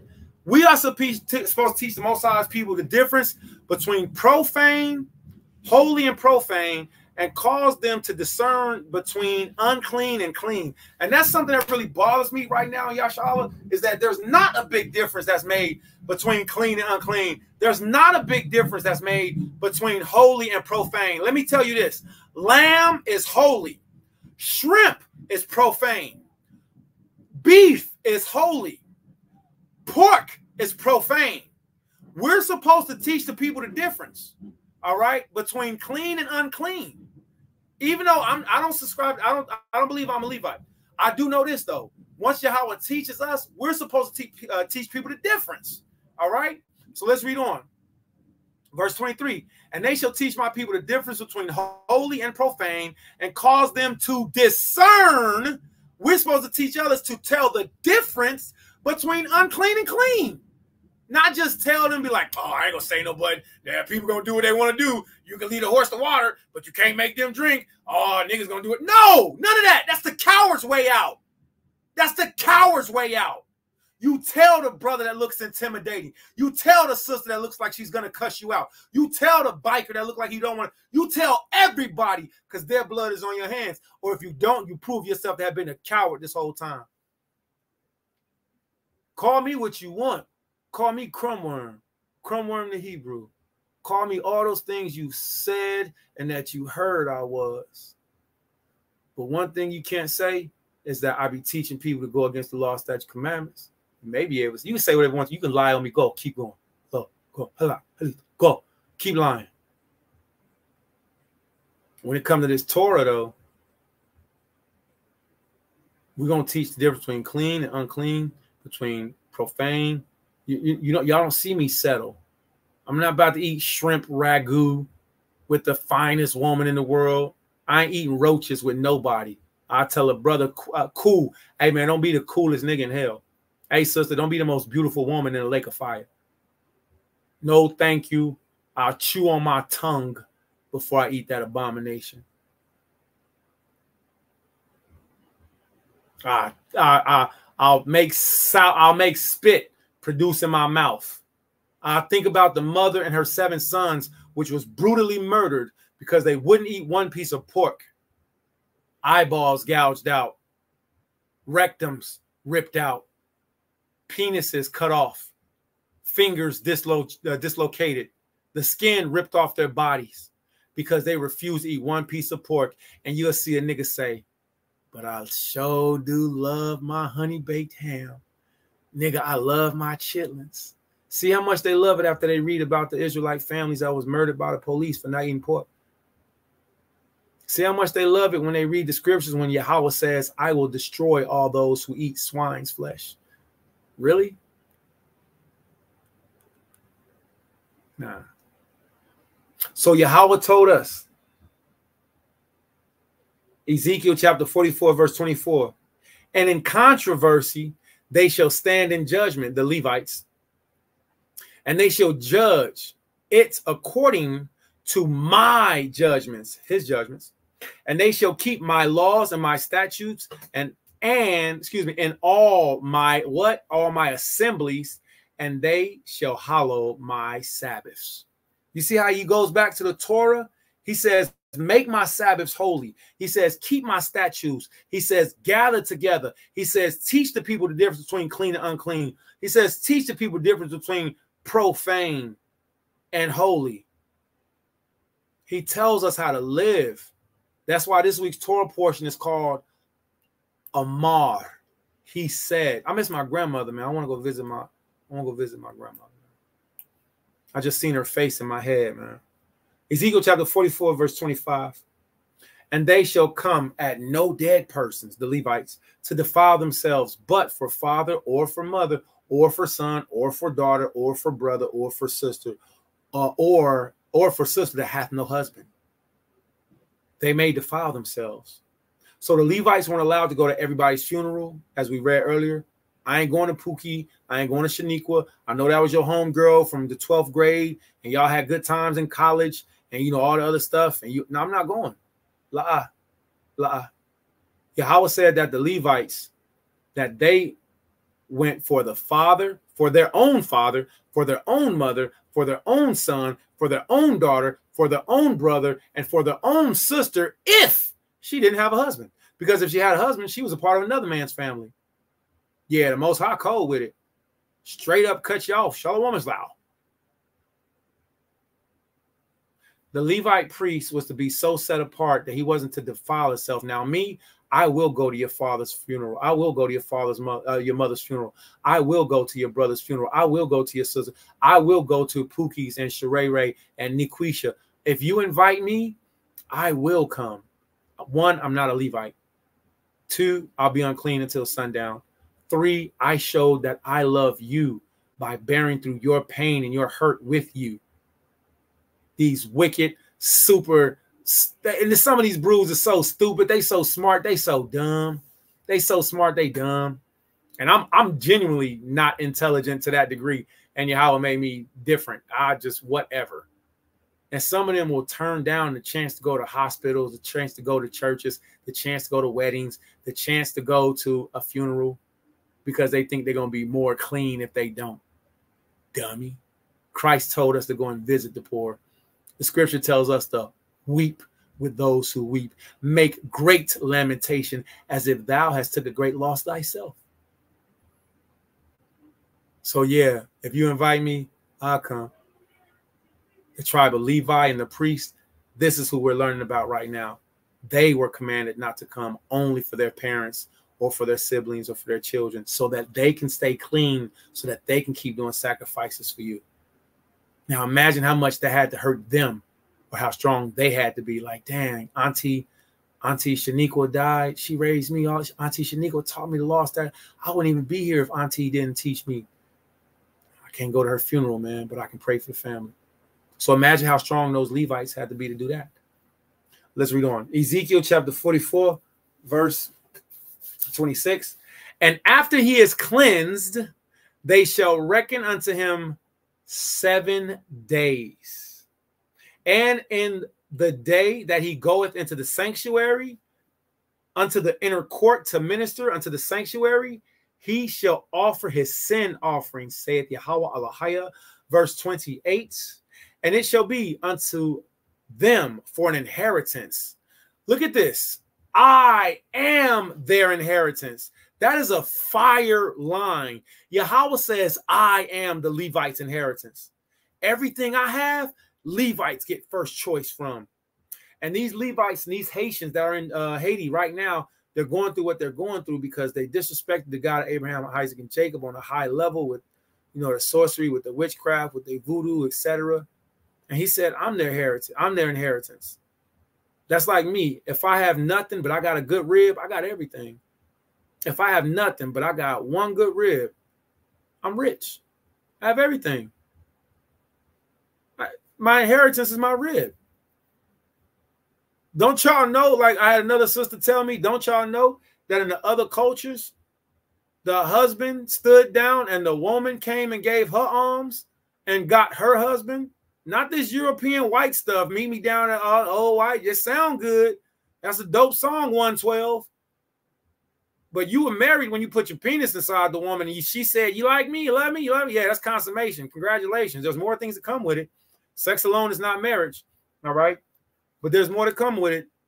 The point of saying that is to say the inheritance of Israel, of the tribe of Levi, is Yahweh. The inheritance of the man is his wife. So Yahweh says, I am their inheritance, and ye shall give them no possession in Israel. I am their possession. They shall eat of the meat offering and the sin offering and the trespass offering, and every dedicated thing in Israel shall be theirs. And the first of all the first fruits of all things, and every oblation of all, of every sort of your oblations, shall be the priests. Ye shall also give unto the priest the first of your dough that he may cause the blessing to rest in thine house. The priest shall not eat of anything that is dead of itself or torn, whether it be fowl or beast. Repeat after me. Hallelujah. Hallelujah. Hallelujah. That is the end of this week's Torah portion reading pertaining to the prophet.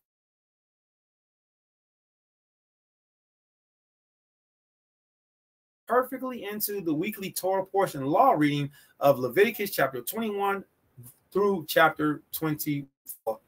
And in the process, how do you keep coming? Are you a werewolf? Yeah. What do? Tell me the truth. Are you a lycanthrope? Tell me. Yeah, are you a werewolf? You keep coming back growing. Hold on 1 second.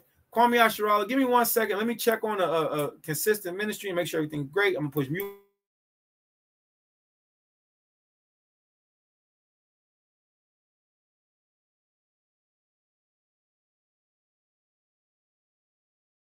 All praise the Most High. Call to up. All right, everything is good. All right. Yahya keeps growing. It's so beautiful. All praise Yahweh. All right, so let's get back to the Torah portion reading. All right, so that was the prophet portion. So we've seen the prophet portion, the law portion. Both of them are dedicated and they go together perfectly for who? For the tribe of Levi. All right, for the tribe of Levi. Now we're in the gospel portion, which is going to be a lot shorter. All right, but outside from the gospel portion being a lot shorter, we're also going to see how the gospel portion, which is Matthew chapter 26, is going to be verse 59 through verse 66, which is super short. All right, so we're going to go up to verse 59. All right, and we're going to scroll all the way down to 66. Like I see that it's very short. All right. All right. Here come the hammer. My bad. All right, so 59 through 66. Let's just read it. All right, so this is the prophet portion. The gospel portion. So we read the law pertaining to what Moses told us, and then we read the prophecies, and they went together with the Levites and the priests and the tabernacles and what they are to be and how to be set apart. The Father's given us a very beautiful, wonderful tool, which is Flavius Josephus, Antiquities of the Jews. And I, you know what? I've taught a lot of people, a lot of friends, a lot of families, a lot of women, a lot of men how to read and how to use these books. And it vexes me and it hurts me so much that I feel like, I am not a good enough servant for my God. You feel me? I'm not a good enough servant for Yahweh. I really don't want to teach y'all no more because from where I am, I don't want to teach. I just know that I have an obligation to. The scripture says a lot of things.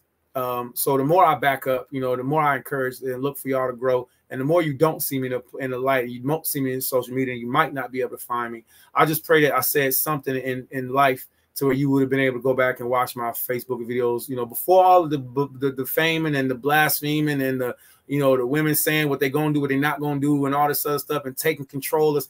And before all of that, I pray that everybody would have learned and seen something. I don't know how many more Torah portions in these things I'm teaching such, because there's a whole world of you all who know what you're doing. You got your mindset and you're straight and everything. And I'm going to go and do some crumb worm stuff while you all go and do y'all stuff. So I'm going to finish reading this out. And I pray that everybody, learns and just go do great things. Okay, so let's finish this Torah portion up, because we see where Christ, he's telling us specifically, I'm just going to read it. All right, so we're going to start Matthew chapter 26, verse 59 through 66. All right. 59.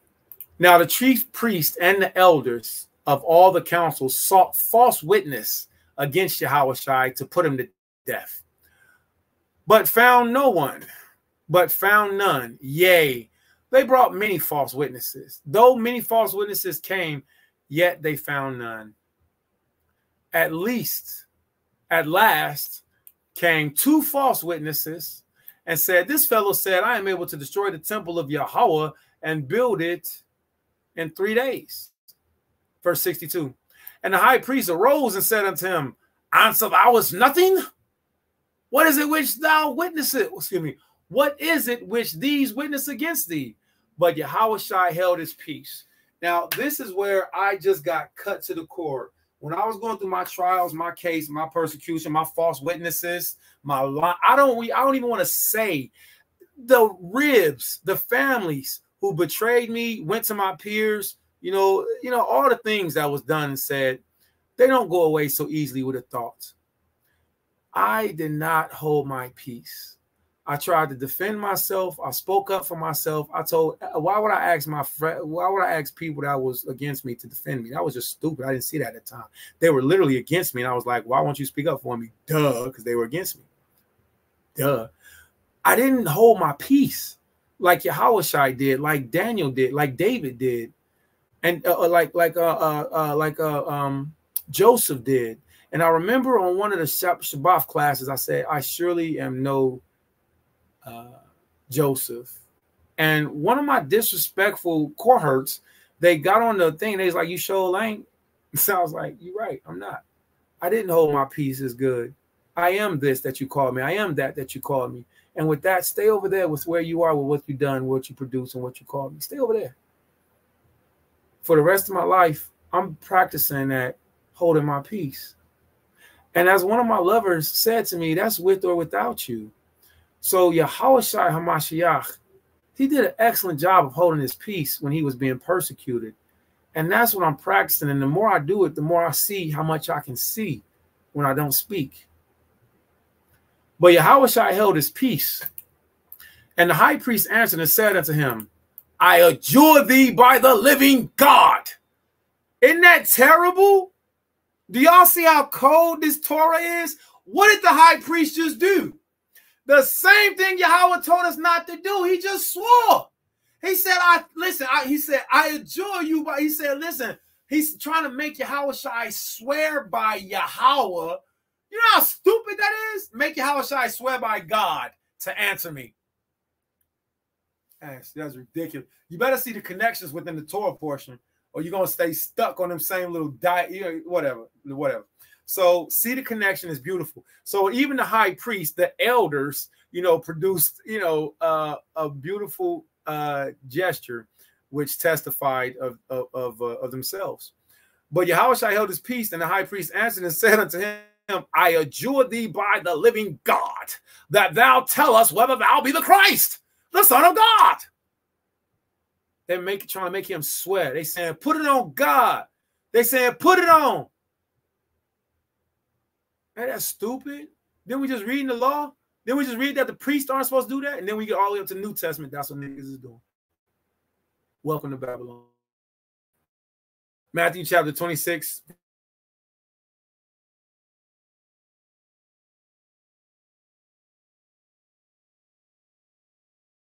Hereafter shall ye see the Son of Man sitting on the right hand of power and coming in the clouds of heaven. And that's all these elders needed. That's all these wonderful, highly educated, well-trained, well-versed in the Torah, faithful, good, loving friends. That's all they needed to hear. And they took it and ran with it.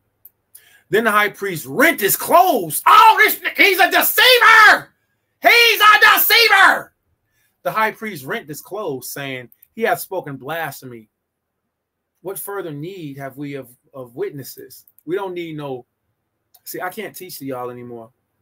I went through this, and I'm still going through it, and I'm not interested. And I heard the things that was said by friends, families. I'm not interested.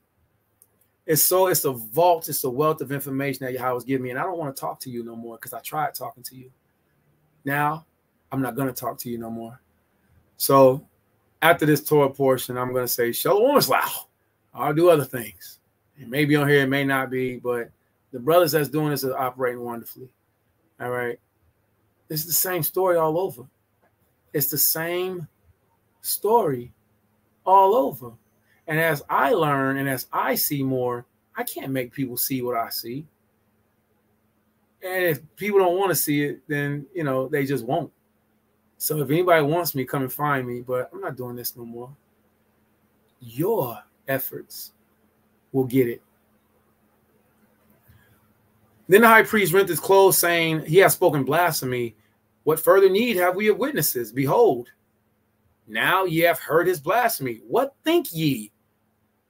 They answered and said, He is guilty of death. Then did they spit in his face and buffeted him. They spit in his face and they punched him. And others smote, slapped, struck with their palms of their hands.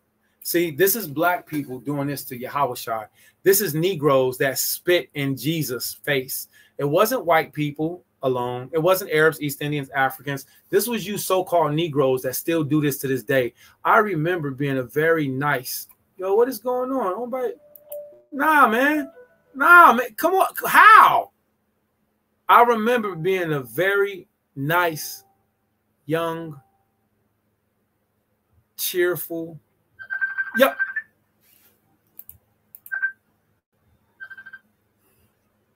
Shabbat Shalom. You might not know this, but I'm teaching a Torah portion class. So each time I hang up and you call back, it interrupts the class. So you're on the class right now. You're on the live right now. Shabbat Shalom. Shalom. Shabbat Shalom, Shalom, everyone. Yahweh Shemar Latah. Yahweh Shemar Latah. All right. I'll call your beautiful self back after the Shabbat. Is that okay? Yes, sir. Is there anything that you want to say to Yasha Allah, to the people, to your friends, families that's listening and watching? Yes, and you have a cat. And Yablaka, we love you too. Shalom to my firstborn daughter. Hallelujah. That's my firstborn, Banaf Dayawam, due day, on the day of her birth. All right. Shalom. Yahweh Shemar Latah. Shabbat Shalom. Yes, sir.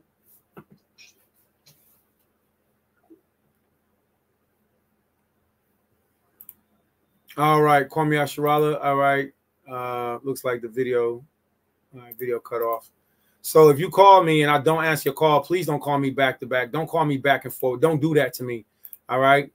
If I'm doing something and you know I'm doing something, Baba Kusha. But you know what? It may be close to sundown. So maybe that's what it is. But let's go ahead and end this up. I have to call my princess back.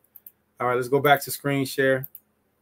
All right. Where are we at? Matthew chapter 26. And let's finish this up for good. All right. So Matthew chapter 26, verse 66. What think ye? They answered and said, he is guilty of death. Then they spit in his face and buffeted him.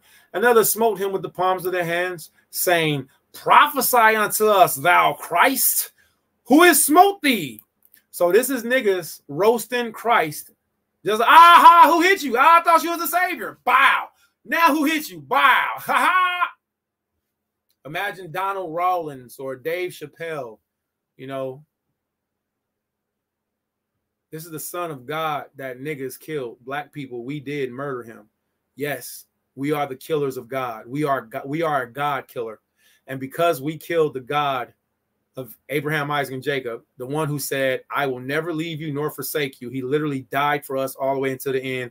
Niggas refuse to read Matthew, Mark, Luke, John. Read it in a straight line and tell me if you don't end up crying at the end when you see what Christ went through for us. Once you understand that he was there at the beginning, he came through a woman's vagina, which is an unclean vessel. And then he lived a life in poverty with us. He was from forever in eternity. And he said, I'm going to come through and go through it with y'all so y'all can see how much I love y'all. And when he got here, we spit in his face and we hand him over to the white people. We called the police on him, just like some of you Negroes do, calling the police on your family, calling the police on your husbands, calling the police on people. We called the police on Christ and had him put to death. My next video is going to be why am I no. So Matthew chapter 26, verse 68, saying, prophesy unto us, thou Christ. Who is it that smote thee? Verse 69. You know what? Let me actually stop right there. So we just stopped at verse 60. We're supposed to stop at verse 66. So we're going to stop right there. That is the completion of this week's Torah portion reading, stopping at the gospel and seeing. Now, the point of it is this right here. It was the Levites, the same ones who we just read all this Torah portion about. We just read all this law, statutes, commandments about, all these beautiful instructions that was given to this wonderful, beautiful tribe, was the same tribe that said, crucify him. The same God that gave the Levites the law, statutes, and commandments was murdered by the same people he gave his laws to. I appreciate you all. Y'all brought come, y'all Bashem, y'all shy. Please study, show yourselves approved. Shabbat Shalom. Tawada for your time. This is a beautiful Shabbat class.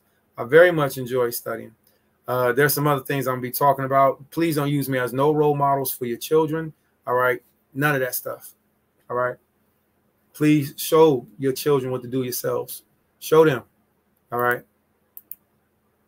Use, if anything, use the Torah to do what Yahweh said to do. Show them, because Yahweh said, in the day when your children shall ask you, what does this mean? Your job is to tell them. I've sat with my children at the table. My children as much as I could. Whatever. All I know is that I'm going to continue in this path for what I'm doing. All right. And I encourage you all to do the same. Okay. With that being said, y'all brought me up. I had a very good time studying Torah. So much confusion. We've decided to unify. We won't let the vision die. We know there is a greater purpose. One aim, one destiny, and we'll all stay aligned to what's preferred by Yah. Man keep his hand in the hand of Yah, with woman by his side. Our children will follow, and together in unity we'll shine and glorify Yah. Together forever we'll glorify Yah. In unity together we'll glorify Yah. In truth and in unity. One love, one destiny, one great God family. In truth and in unity. One love, one destiny, one great God family.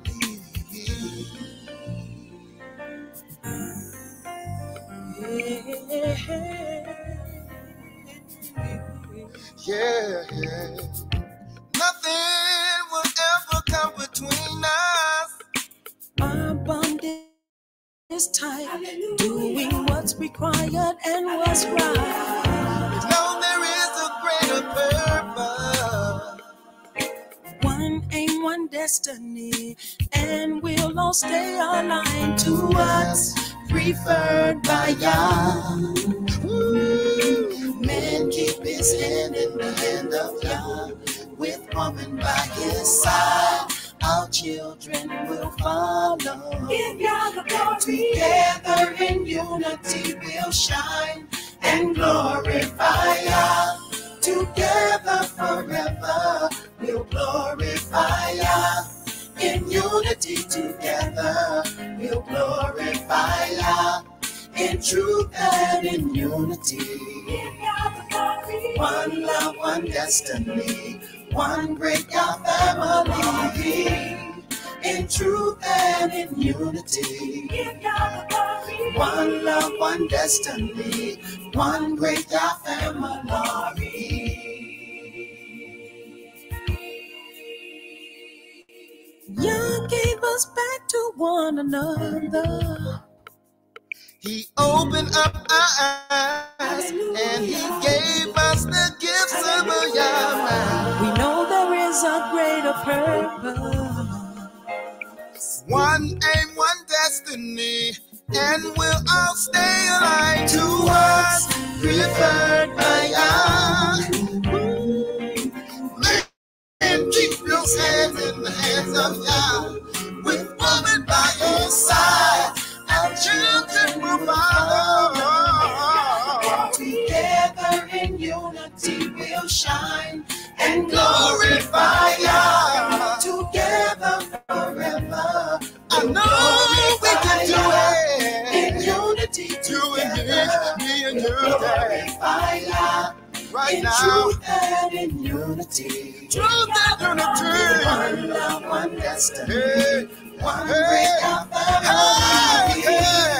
Together forever we'll glorify Yah. In unity gotta have it. Gotta have it. One love, one destiny. Still got the glory. Yeah. Together forever. Don't you know we'll glorify ya? Truth has the power. We'll glorify ya. To they promise the facts. Yes. One love, one destiny. Yeah. Now together forever. Together we'll glorify ya. We'll glorify ya. Yeah. Oh yeah. Glorify ya. Don't you know it's gonna be alright? It's gonna be alright. Yeah. Come on, let's walk together hand in hand. We're gonna spread the love all over the land. Right now, in truth and unity. One love, one destiny. One love, one